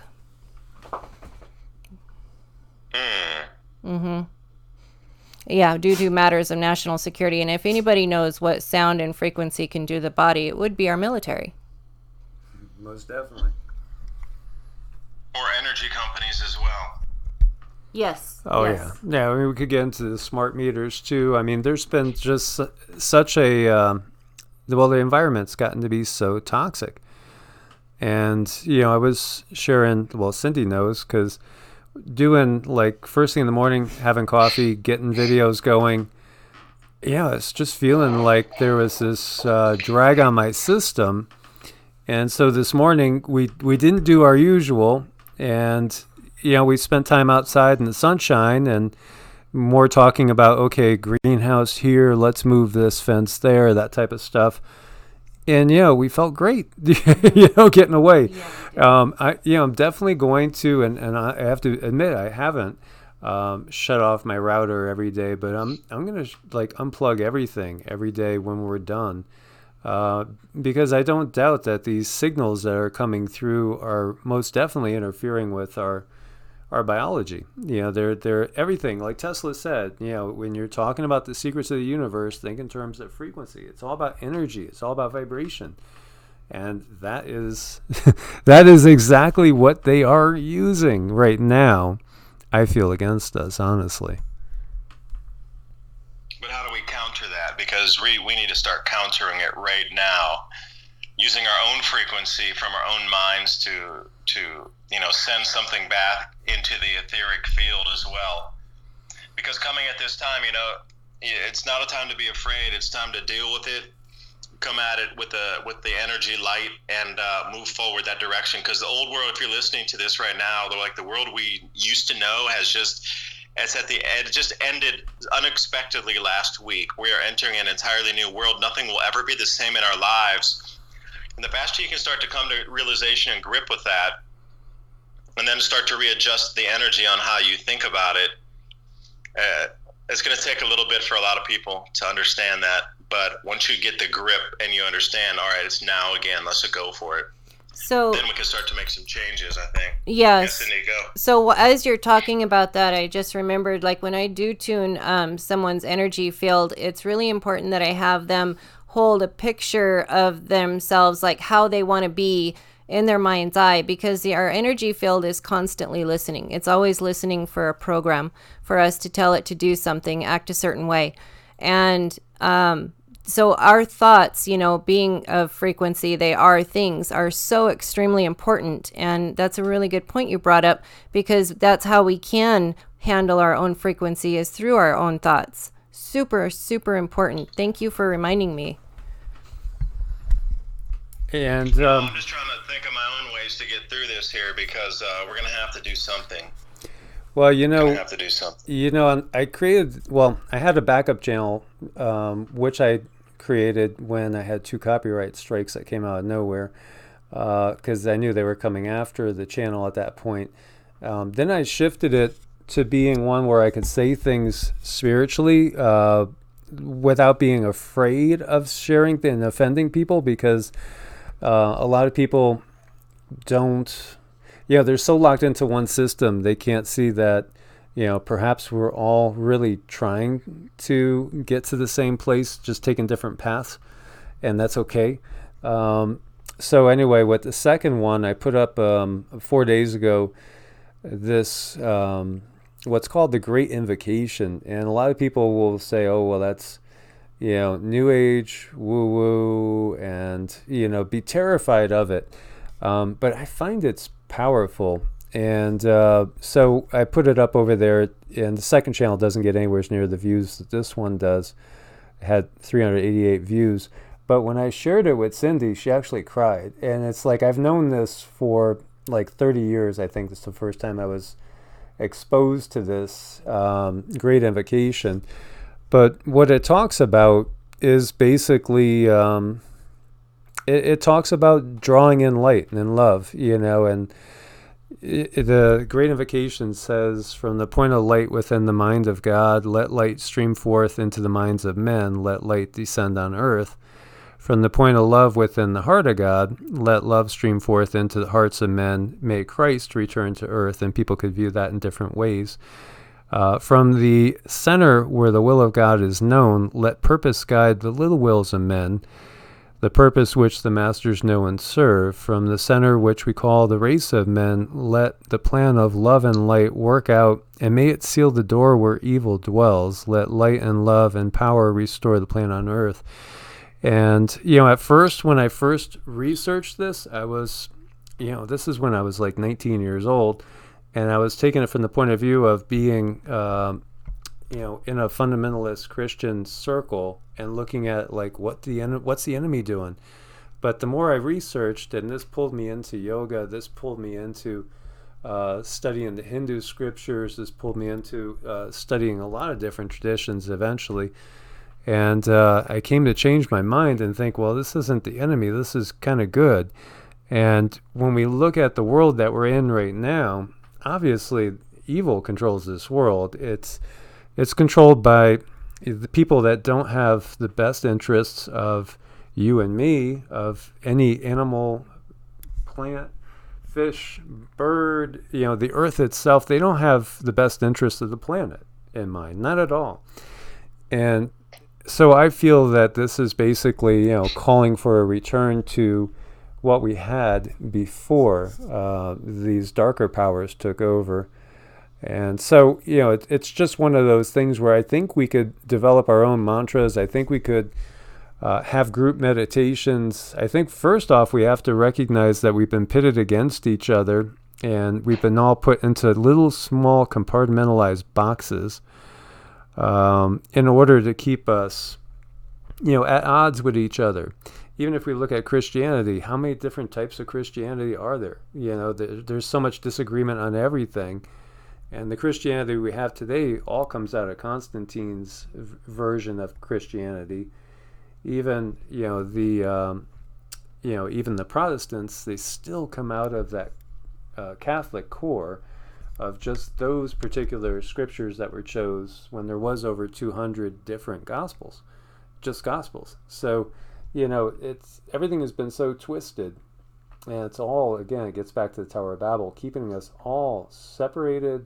Mm-hmm. And as long as we're fighting each other, it makes it easier for them to control us. That's the bottom line. The more we fight each other, the easier it is for them to control us.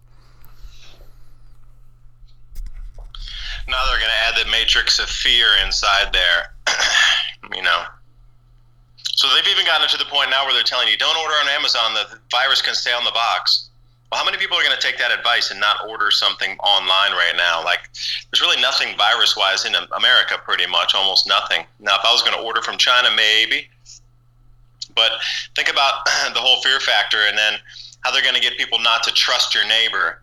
Don't trust the delivery people. Don't trust your neighbors. Don't trust the government. Don't trust any. They're going to, they're actually going to take it to the point now where they're going to make you compartmentalize you back to just your family by itself, and that's it. I could already see the way it's moving of what you just described.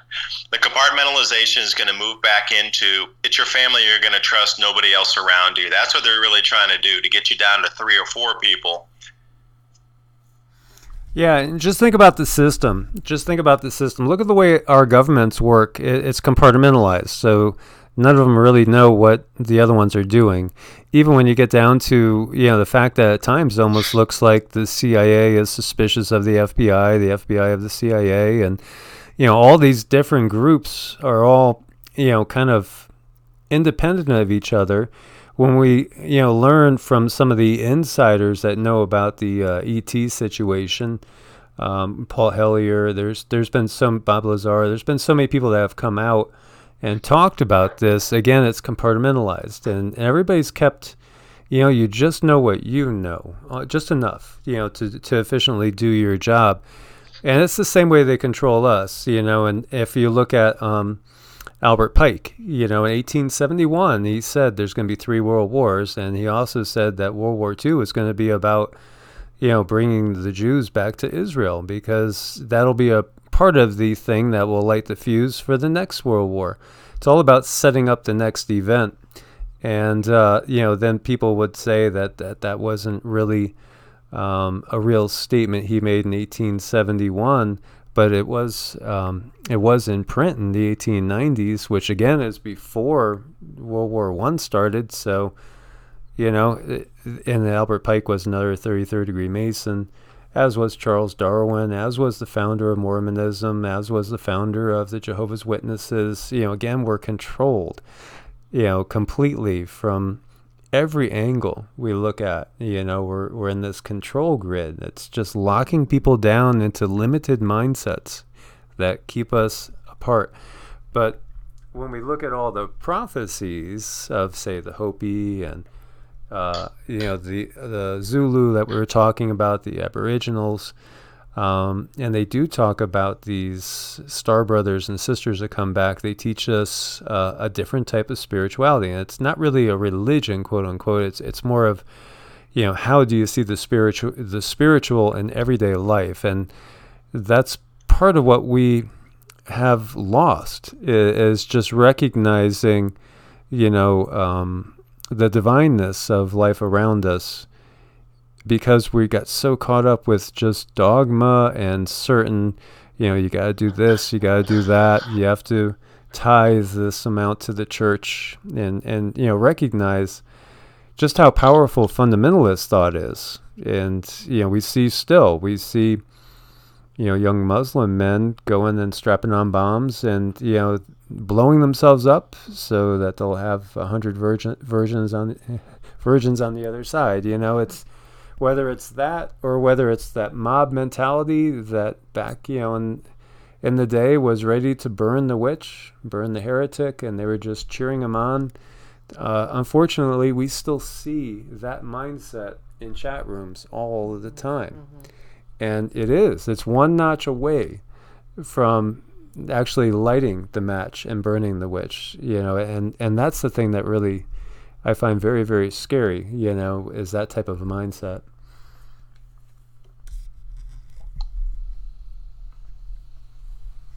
Yeah, what I'm also noticing is sort of what I would consider a reset here in the way you just mentioned Pike. It seems that the evacuations from these countries are bringing everybody that's living in a different country home back to their home nations. Mm-hmm. Like nobody will be killed by accident in a war in a different country. It seems like they're removing all the chess pieces back to the same base place again. Like if you're from the UK, you're getting evacuated out of China. They're telling everybody to go home. Americans are telling everybody to go home. They have those emergency flights out of there. If you can get out, you can still go back. You're quarantined, but they're trying to get every national out of every single country right now. So if you're in the States, you're not aware of what's going on with this. You might hear about the flights, but it's every country operating in the same principle. They're trying to get all of their people back to their homes. Even down in Singapore, they're making people stay home. They're saying, hey, if you want to go back to your families, go. And I give it another 2 weeks, and they'll be ordering people out of there. And Taiwan's going to be no different. I saw Maggie up here on the board. You realize that this country here imports 98% of the food every day. So, by making some foreigners leave, make it imagine if every foreigner in every country that's working and living in a different place, but you were not born there, you don't have a passport in that place, you have to leave the country. It seems that this is unfolding and underway in some shape or form at the moment, where everybody's got to go back to their home nation. And then after some time, it's going to be 100% people in the 100% of this nation only. So then if you're going to kick off a war, like Pike's talking about, that would be the time to do it, because there would be no accidental casualties from different nations in these places, because they'll all be repatriated because of this virus. And see, there's so many things going on that this is like checking the box, and like this is not 2 birds, 1 stone kind of thing. It's like 16 birds, 1 stone, this thing. So whoever's planned it out has planned it pretty brilliantly to be able to accomplish an enormous amount of objectives by doing one single thing. So look for this in the future. If I'm anywhere being close to correct, they're gonna see requirements of people to leave quarantined zones, which will be the entire planet here shortly. You're going to be forced to return to your nation, so you might as well get ready for it. If you're listening to this at the moment and you're not in your home nation, you will be forced and required to. And if you're in a place like Taiwan where they don't have enough food, they're going to probably make you go, because that'll leave more food for the citizens of the nation to share. And I'm going to leave it there. That's a really interesting thought, and setting up the next stage. We know war's been planned forever. We talked about PNAC and the 7 countries in 5-year thing, and that's never been finished. I always felt too that the whole thing with the wall was just about keeping in as much as keeping out, and I never could understand why people were so excited about getting a wall put up, because well, for one, I would think of the what was that movie again where The Day After Tomorrow, and everybody was all of a sudden like getting out of the US and heading into Mexico because it was warmer and you could live down there, and just thinking, boy, that would be some karmic retribution if it does get so damn cold that everybody is looking to cross the border and get out of the US and get down into Central America. But with the walls do both. They keep us separated, and so I think walls need to come down. I think we've been separated enough. Mm-hmm. But again, yeah. Well, the whole nationalist thing now. There is a distinct xenophobia going on now, depending on where you are. And depending on how infected a country is, the more xenophobic against that country it becomes. So if you say you're from China, they're like, get out of here. They're throwing rocks at you to keep you out of stores and things like that. Those videos emerging of up in Korea, there was a bunch of Chinese not a bunch, but this one Chinese tour group went up there, and they were opening the stores in the mall for them to come in. And then all these locals and storekeepers were coming out with boxes and pieces of cardboard and a little, I wouldn't say big pieces of wood, but, anything to push them back, umbrellas, and like, get out of here. We don't want you in here. And that was just Chinese shoppers coming in to buy in a mall type situation in Korea. But you see it, the more infected the country is, the less welcome the people are, because they believe they're bringing the disease with them. Now, right now it's China. Now look for the numbers. It's going to be Thailand next, Philippines, because also that Event 201 talked about how much more fast it's going to sweep through underdeveloped nations than it will developed nations. So where it's already taking hold in Thailand, they already wrote a couple news releases saying it's out of control and they can't control it. So it's pretty much, they're going to close Bangkok port pretty soon. That's another major shipping thing coming up. So look how they're going to divide us further by the terror of an individual nation of, those people might have the disease just because they're from that place. Not because they're of that race, just because they're from that country. They could be a carrier. So again, I'm studying the human element of how people are behaving in this time. And this is going to be another one. I guarantee, give it, in the States, we're 3 weeks behind. So I would say within 2 months, every time you go anywhere, they're going to ask you where you've been, where you're from, and all these types of things. There'll be standard questions. There'll be people blocking neighborhoods. You'll have to either live there or not. There'll be different kinds of trading quarters set up where certain delivery areas you'll go to as a centralized area to buy your food, like we're seeing in China. So whatever you're seeing as a rollout for mitigation measures or the way to handle this type of thing that's being done in China, it's going to be done in our country as well. So just get ready for it, and your lives are going to be severely and gargantuanly disrupted at this time. So anything, and another thing I was talking about today is in my Patreon group, how prepared are you for your kids to get stuck at home? Because you got to realize that education out here in Asia is like the number one thing. Like, in the States, we go to school, we go home, we have all this free time. Well, not so in Asia. I mean, it's the most highly studied place in the world, especially in India and here in Asia.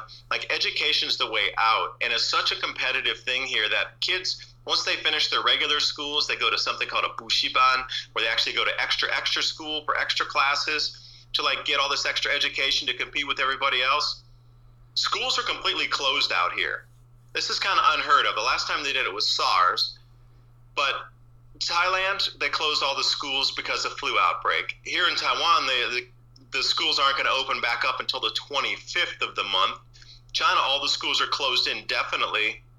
And you got to start thinking about if they do the same thing in the States and they call off school because they don't want to spread the virus in the classrooms and then take it home to all the local families, like, how prepared are you as a parent to have your kids at home? Like, you're going to need an additional babysitter. You might have to sign up for classes. I mean, they're not going to let you just leave your kids at home.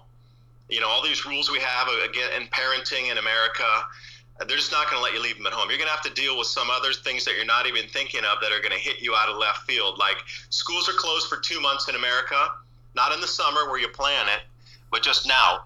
Kids are going home, they just don't go back to school. Like, how prepared are you for that? Parents out there. Yeah, it's just amazing. I wonder where we're going to be a month from now. I mean, I wonder what's going to be the main thing that people are talking about a month from now. If this is going to be something, it really doesn't seem like this is going to fizzle out. This seems like this is, not a test run by any means. This is most definitely the big event. It feels like it. The big event, as far as it could be the catalyst that really does bring in completely that one world government, which is here, and it's been here the whole time, but it's just been, a little bit under wraps. We've had more of an illusion of freedom and separation, of independence, but it's not true. I really don't think it's been a true democracy like over here, or some people say, well, we're a democratic republic, or what are we really, what are we when we get down to it? How many people feel like different elections have been stolen? How many trusts? I mean, we had the hanging Chad thing so long ago. I mean, come on. I'm very cynical when it comes to all that. And honestly, I think, if anything, I think that the only battle going on has been within different factions of those that are in control, to see which one's going to be the dominant faction. But, they don't have our best interests in mind at all. It's never been about the people. It's always been about the controlling the people and giving them the illusion of self-governance, but it's not real. So true. Yeah, I saw one of the comments come across there that said Thailand had invented some sort of a combination of flu and HIV therapy to get rid of the virus. Okay, that might be true, but how long would it take to get a supply chain up to get that kind of treatment for 1 billion people? You're talking about these factions at the top. I'm sure they already had understood what the cures are going to be for this, and the people with money are going to get the medicine first. The people with food are going to get the money, or people with money are going to get the food first. If you don't have the resources to get these things, you're just not going to get them. It's not a kind world, and it's going to get way crueler as we move forward. Don't kid yourself. The things I've already seen on these videos and accounts coming out of China, like the way the society de-evolved so quickly over there, within 10 days it went from New York City big lights, glitzy opulence, down to people robbing on the street for those carrying food that they just bought out of the supermarket, and animalistic behavior in less than a week. So it's going to be interesting as it moves forward. But yeah, so back to the thing there.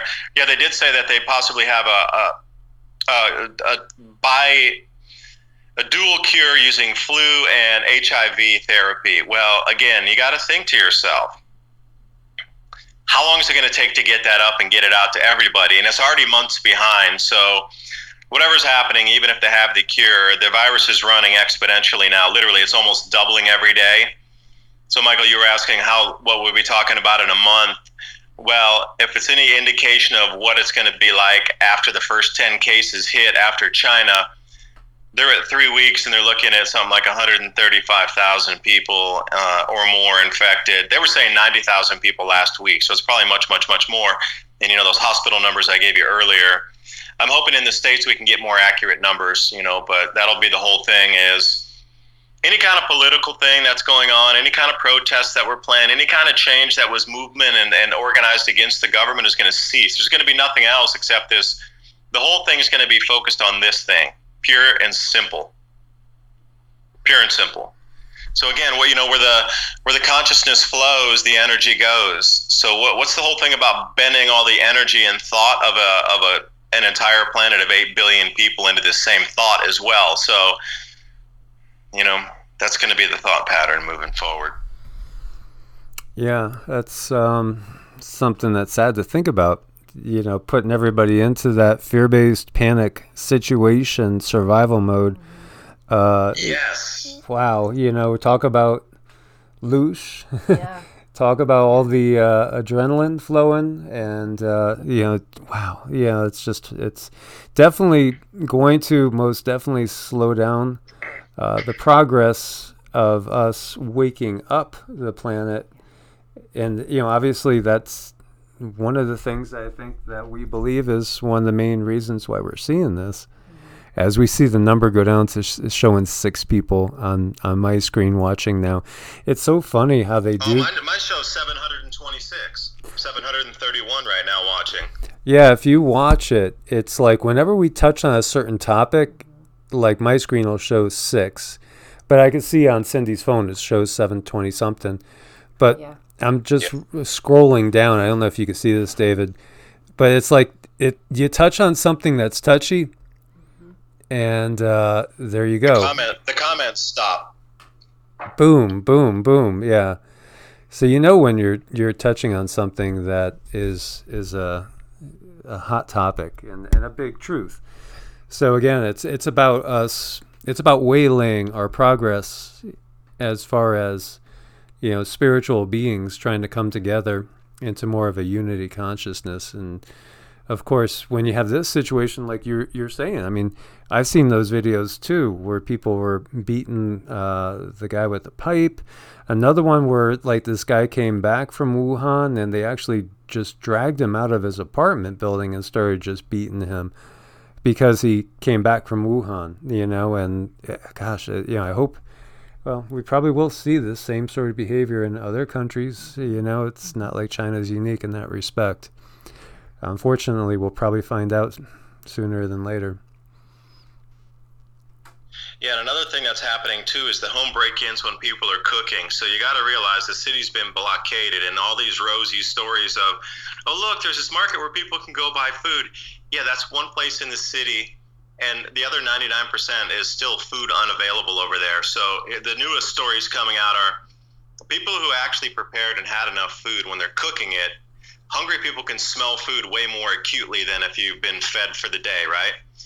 So people are smelling the food and they're actually trying to suss out the source of where the food smell is coming from. And they're breaking into people's apartments when they smell the food because they know there's food there. And then they're robbing the homes of food. This is the next level where it's going right now, which is surprising. Not in less than a week, and it was people were stocked up for Chinese New Year as well. A lot of people had an enormous amount of food because, they were expecting relatives and whatnot. Great, that's a percentage of the population, but even at the most well-stocked time of the year, it'd be like around Christmas, for example, or Thanksgiving is a good example in the States. A lot of people have a lot more food. They just have more stuff around in terms of, food, beverage, whatever for the holidays. Think about it like that, and they're already breaking into people's homes after less than 10 days to get food. So I don't know where it's going from here. I really don't. that is really something to think about. And I just saw a whole bunch of people say, "Oh, wow, what a great point." And when you have starving neighbors, and all of a sudden something delicious is smelling in your apartment or your house, if you get desperate people, there's going to be some that are going to want to just come and take. And some people have stocked up on food and water and meds, and others on guns and things like that too. And wow, that's just not a good scenario. Not a good scenario. That's why cooperation and working together. I would say for people in these other countries, that's the main thing right now. Get together with people that are close to you, friends, family, relatives. You got to get a plan together right now. I mean, you might be living in the middle of New York City, and maybe you have cousins that have a big farm in the Hudson River Valley or something. It might be time to call them and just say, hey, how you feel about some guests, some helping hands there? We could get some stuff growing together. We could start building some greenhouses. While we have time in some places, it would definitely be time to do those type of things. Yeah, and another set of eyes and ears as well for security, because again, those villages are coming together as we speak. They're forming their own security detail to keep other people from coming in. So it's already happening in China, and the villages are banding together where there's no sickness yet, and then keeping people out. Yeah, that's oof. Yeah, scary thoughts right there. Most definitely, and a lot of people are making references to Walking Dead. And if you ever watched that show, it's not the zombies that are the most dangerous thing out there. It's the people. So wow. Human nature. Human nature. So anyway, the whole thing is about keeping the vibration and your thoughts in a different way, and knowing the game plan. And I encourage everybody out there to watch this. It's called Event 201, EVENT 201. You can find it on YouTube. And it was the exercise they did back in October, and it's 6 parts. And they go through the economy, what's planned for the economy, what's planned for travel restrictions. That's another segment, breakout session.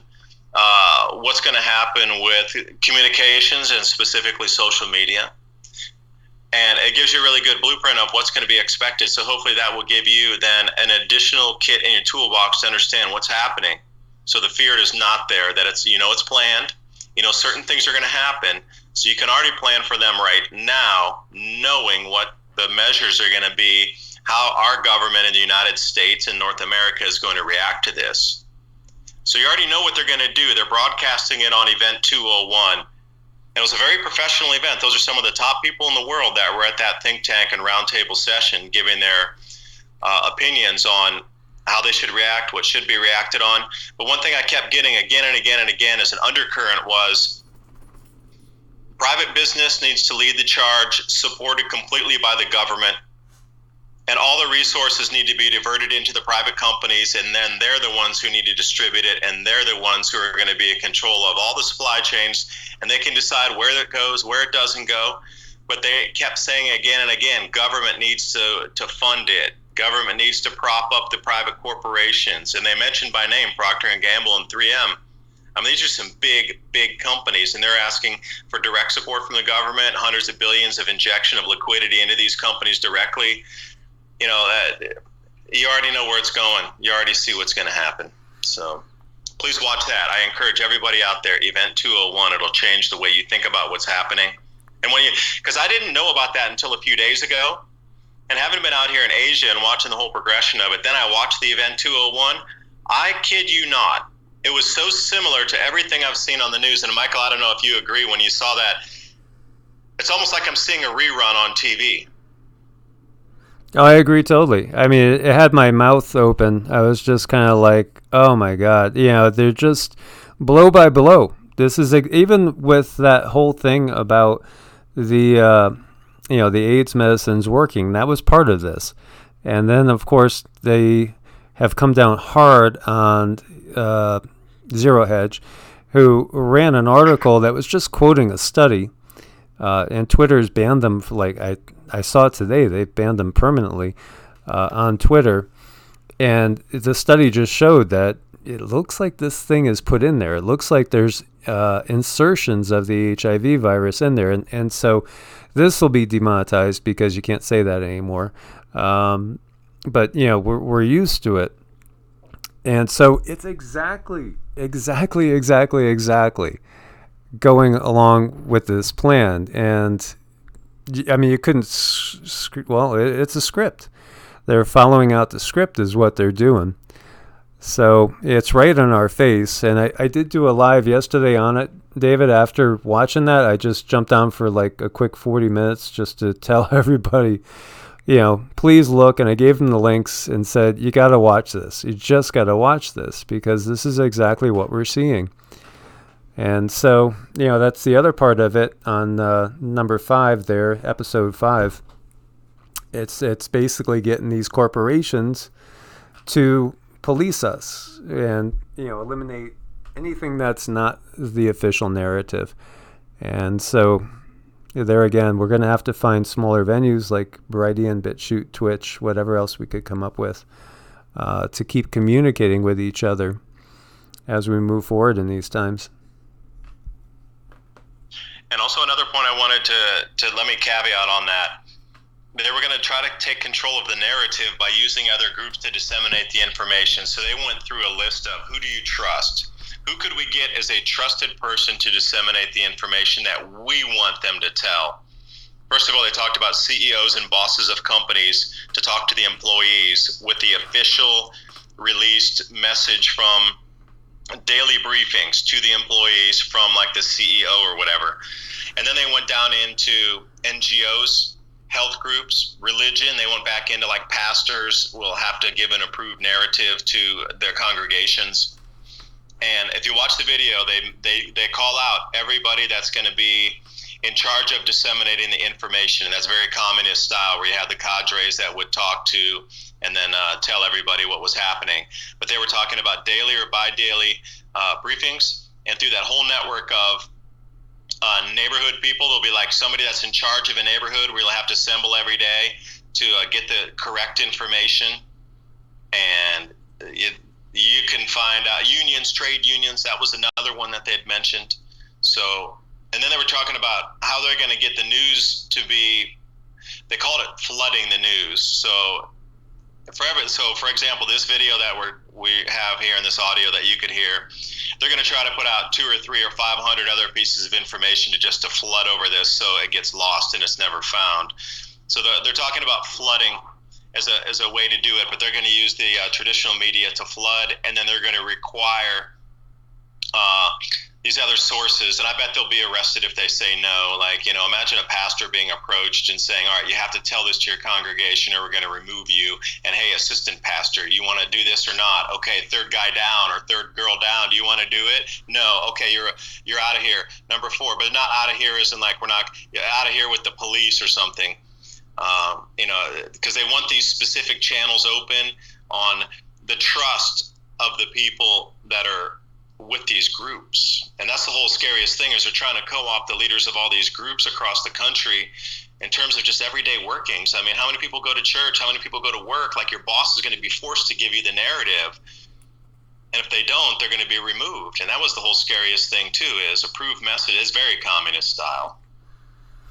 Yeah, what's coming to my mind is, I'm thinking about World War II, I'm thinking about Operation Paperclip, and I'm thinking that, Germany might have lost the war, but not necessarily the Nazis, and that mindset as well. It's like this all feels so much like, we're in a global 1930s Germany. It's like the whole globe is 1930s Germany, with the complete authoritarian regime taking over.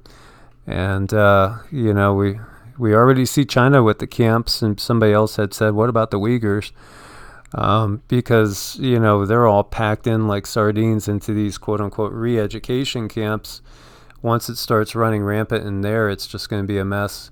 And then you got to wonder about camps here. I mean, we've had so many rumors throughout the years and FEMA coffins and all that. Well, we don't got to worry about the FEMA coffins because they're using incinerators. So that's one of those things that we don't have to worry about, right? But anyway, yeah, we have to focus on the positive, and it gets so hard to focus on the positive when we're seeing this type of, just these horrible scenes coming out. But the other thing I would say, and I've started to say it, is we got to unplug. And when I'm not doing, I'm going to, do my videos, do our lives, but I'm going to make sure I'm unplugging more and more all the time as well. And I mean, complete unplugging, like turning off, pulling the cord out from the wall, unplugging, and making sure that we're spending more time just out in the desert by ourselves and just out in the yard and, getting ready as best as we can, more time for our mantras and meditation and QiGong, because we need to. I mean, we really need to. Everybody needs to have that type of time now. And, it really can make you feel so much better, as we did. I mean, we felt great after we did our meditation, our practice, and spent time outside in the sun. You almost forget that all this stuff is happening when it's not happening around you. It's a different situation when you're locked up and you're boarded into your own house completely. And let's hope that day doesn't come for everybody here right now. Hopefully, maybe, who knows, maybe it won't manifest as bad in the rest of the world, but we will have to see. Yeah, we'll see. And one thing about the FEMA camps, I was told directly by a former FEMA director, the FEMA camps are all being pre-stationed right now with personnel, and they're going to be used as what's called treatment centers.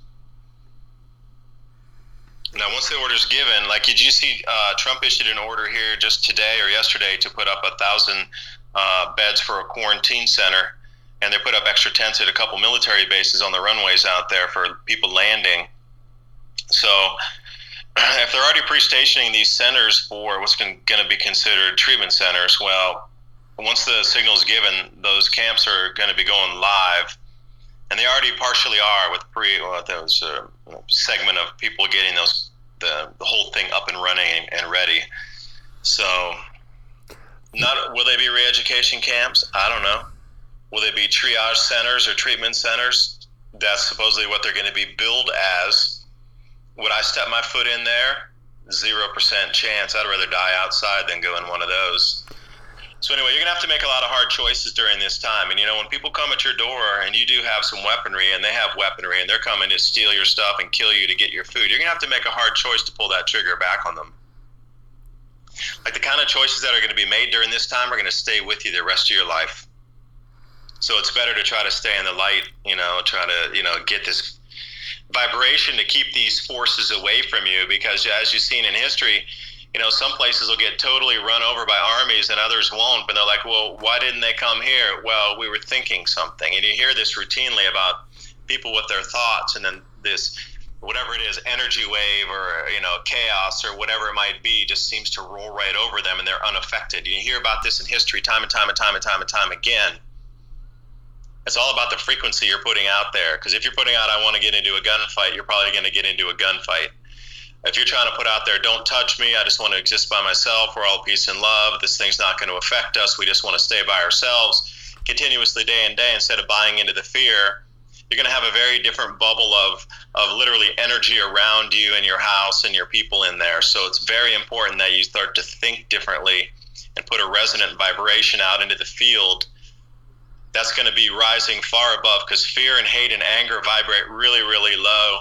So if you can keep that vibration frequency higher with your people that you're involved with and around you, get on the higher vibration, because I think this is a time we can literally split and vibrate out of the reality, and maybe this is where the world pulls apart in two realities. I don't know.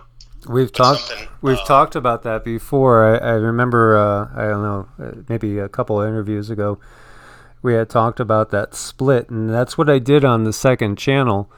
It's actually two Earths kind of pulling apart, almost like cells in mitosis. And I do think there's something to that, and I think that's a great point. I love that you're saying that, because maybe that is at that point. What do you think, Cindy?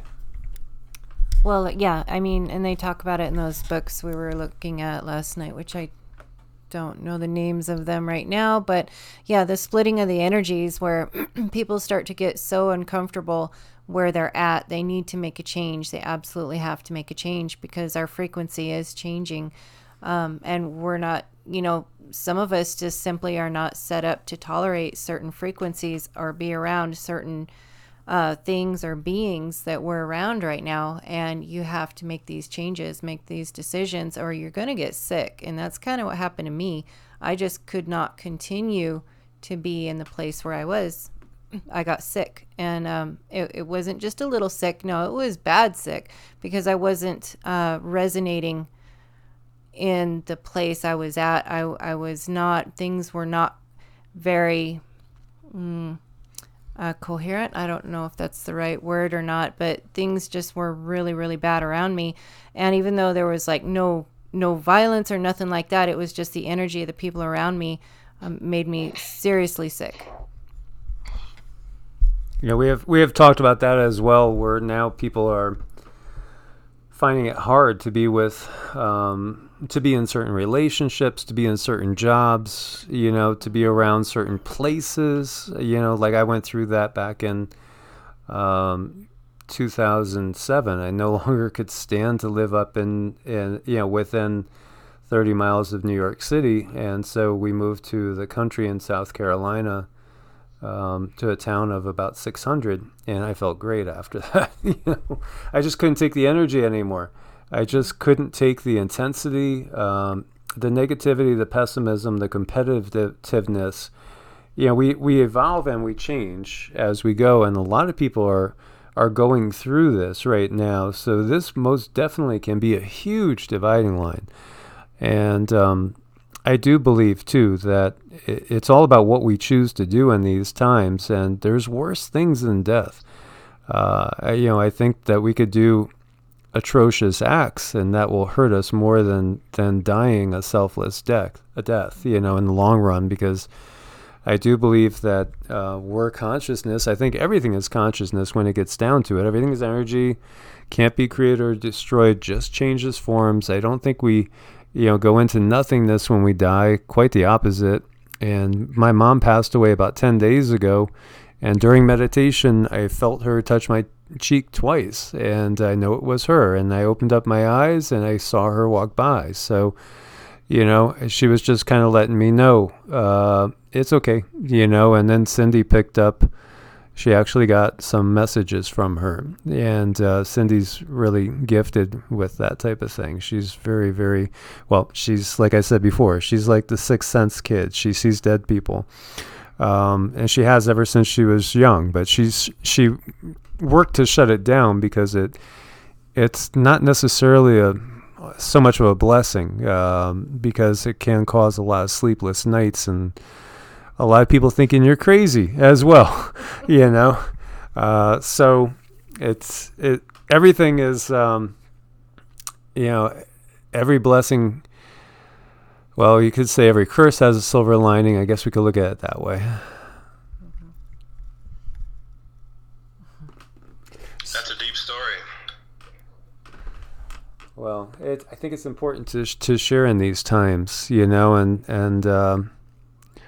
it's weird too, because I didn't get the call to rush to her. And I got the exact opposite, that I could do more just staying put and, working and trying to help others. And she'll understand, when she's on the other side. And I told her, that I wasn't going to come rush out, and she understood. And I do believe she understood. And then, afterwards, I know she came by and, let me know it was okay. So I think she understands now better. But it's all about the choices we make, in this time period. So that takes me to the Bhagavad Gita, and Arjuna doesn't want to do a battle. He can't fight against his cousins, and Krishna's there telling him, you don't see the bigger picture. And so that's one of the best discourses I've found in any spiritual literature. And I go back to that. And that's when I kind of felt like, wow, this feels like the Christ energy, and started to think maybe, we have a lot more in common. Maybe there's a lot more unity than we know if we go a little bit deeper. And so hopefully people will go deeper in these times, and we will band together, and we will not give in to the fear, because most definitely they are creating fear. Not to say that this isn't real, whether this is, nanotechnology being initiated by 5G, or whether it is really a nasty, horrible biological virus that was put together in a lab by the military. We don't really know for sure. Either way, it's all about how are we going to react to this, and there is a bigger picture than surviving as well. In my book, I think there is. Yeah, each person's going to have to work through it individually, and we'll see how it moves through the next few days. I'm just curious. I've been trying to photograph my journey through here, and traveling back from Europe to come through Asia, and just everybody wearing masks, and everybody just so terribly scared on the airplanes and things. This is such an unknown thing. Everything's so skittish. So people are just going to have to work through it the best way, and hopefully, you can find out, see what's happening in Asia, so you can get this advanced warning on knowing what's going to happen human behavior-wise, as well as how governments are going to react. Event 201. But Michael, thanks for having me on. Oh, thank you, David. And we went a long time, so I want to thank you for your time. And I know that you're tired. You've been doing so much. And I think we all are pulling our prayers together for you to get out of there safely, have a safe trip, get back home, and start moving on to that next phase and starting to grow and plant actual seeds and things like that. Yeah, and thank you again so much. I know you were exhausted, and we really appreciate you being here, and I'm imagining you home, safe, healthy now. I wish I had a teleporter machine, whoosh, and get there. But trying to put a life into a few bags and get out and leave everything else behind. It's almost like, the stories of World War II where people had to leave with just 2 bags and they had to leave everything else. Yeah, making that decision in such short timing as well, it's definitely tough, but you have our prayers and best wishes always. Yeah, thank you. It'll all work out, and it's just, I took this, I made all the choices I've made, so I'm supposed to be right exactly where I'm supposed to be right at this nanosecond, so everything's meant to work out the way it's working out. So I have no doubts that I'm being pulled in the right direction and everything will work, because there's higher powers and higher energy forces at work. Most definitely. And I think that's what people have to tie into, whatever way you word it. But then we also need to learn not to criticize others for the ways, for the words they use, the phrases they use, or whatever, however they choose to express their gratitude to divinity. Minutely. Be grateful. Anyway, I'm going to run. I need some food. All right, David. Well, thank you so much for joining us. Yeah, thanks for the chance to chat. And really, this is no joke. Like, you really, anybody out there listening, you need to get some food and get what you can now, because the supply chains they're going to lock up, and there's just a lot of stuff you're not prepared for. I mean, really, if you could see like the combination of this grand solar minimum and how this contagion thing is being used, because there won't be enough food next year anyway, with just the crops and the seasons and then the poor planting already happening. And you're gonna have to get some food and get a lot. And have enough to share with other people. Truly, it's not about just being all selfish and sitting in your room with 18 years worth of food by yourself. Other people are going to need help too, and maybe it's just that one little extra can of something, or that one little extra box of something that could mean between life and death to help somebody along the way. And then you'll have enough where you can share with other people. That sounds like a wonderful plan. Well, thank you, David, and thank you, everybody, for joining us. As always, be prepared out there, guys. Stay safe. God bless, and namaste. Namaste.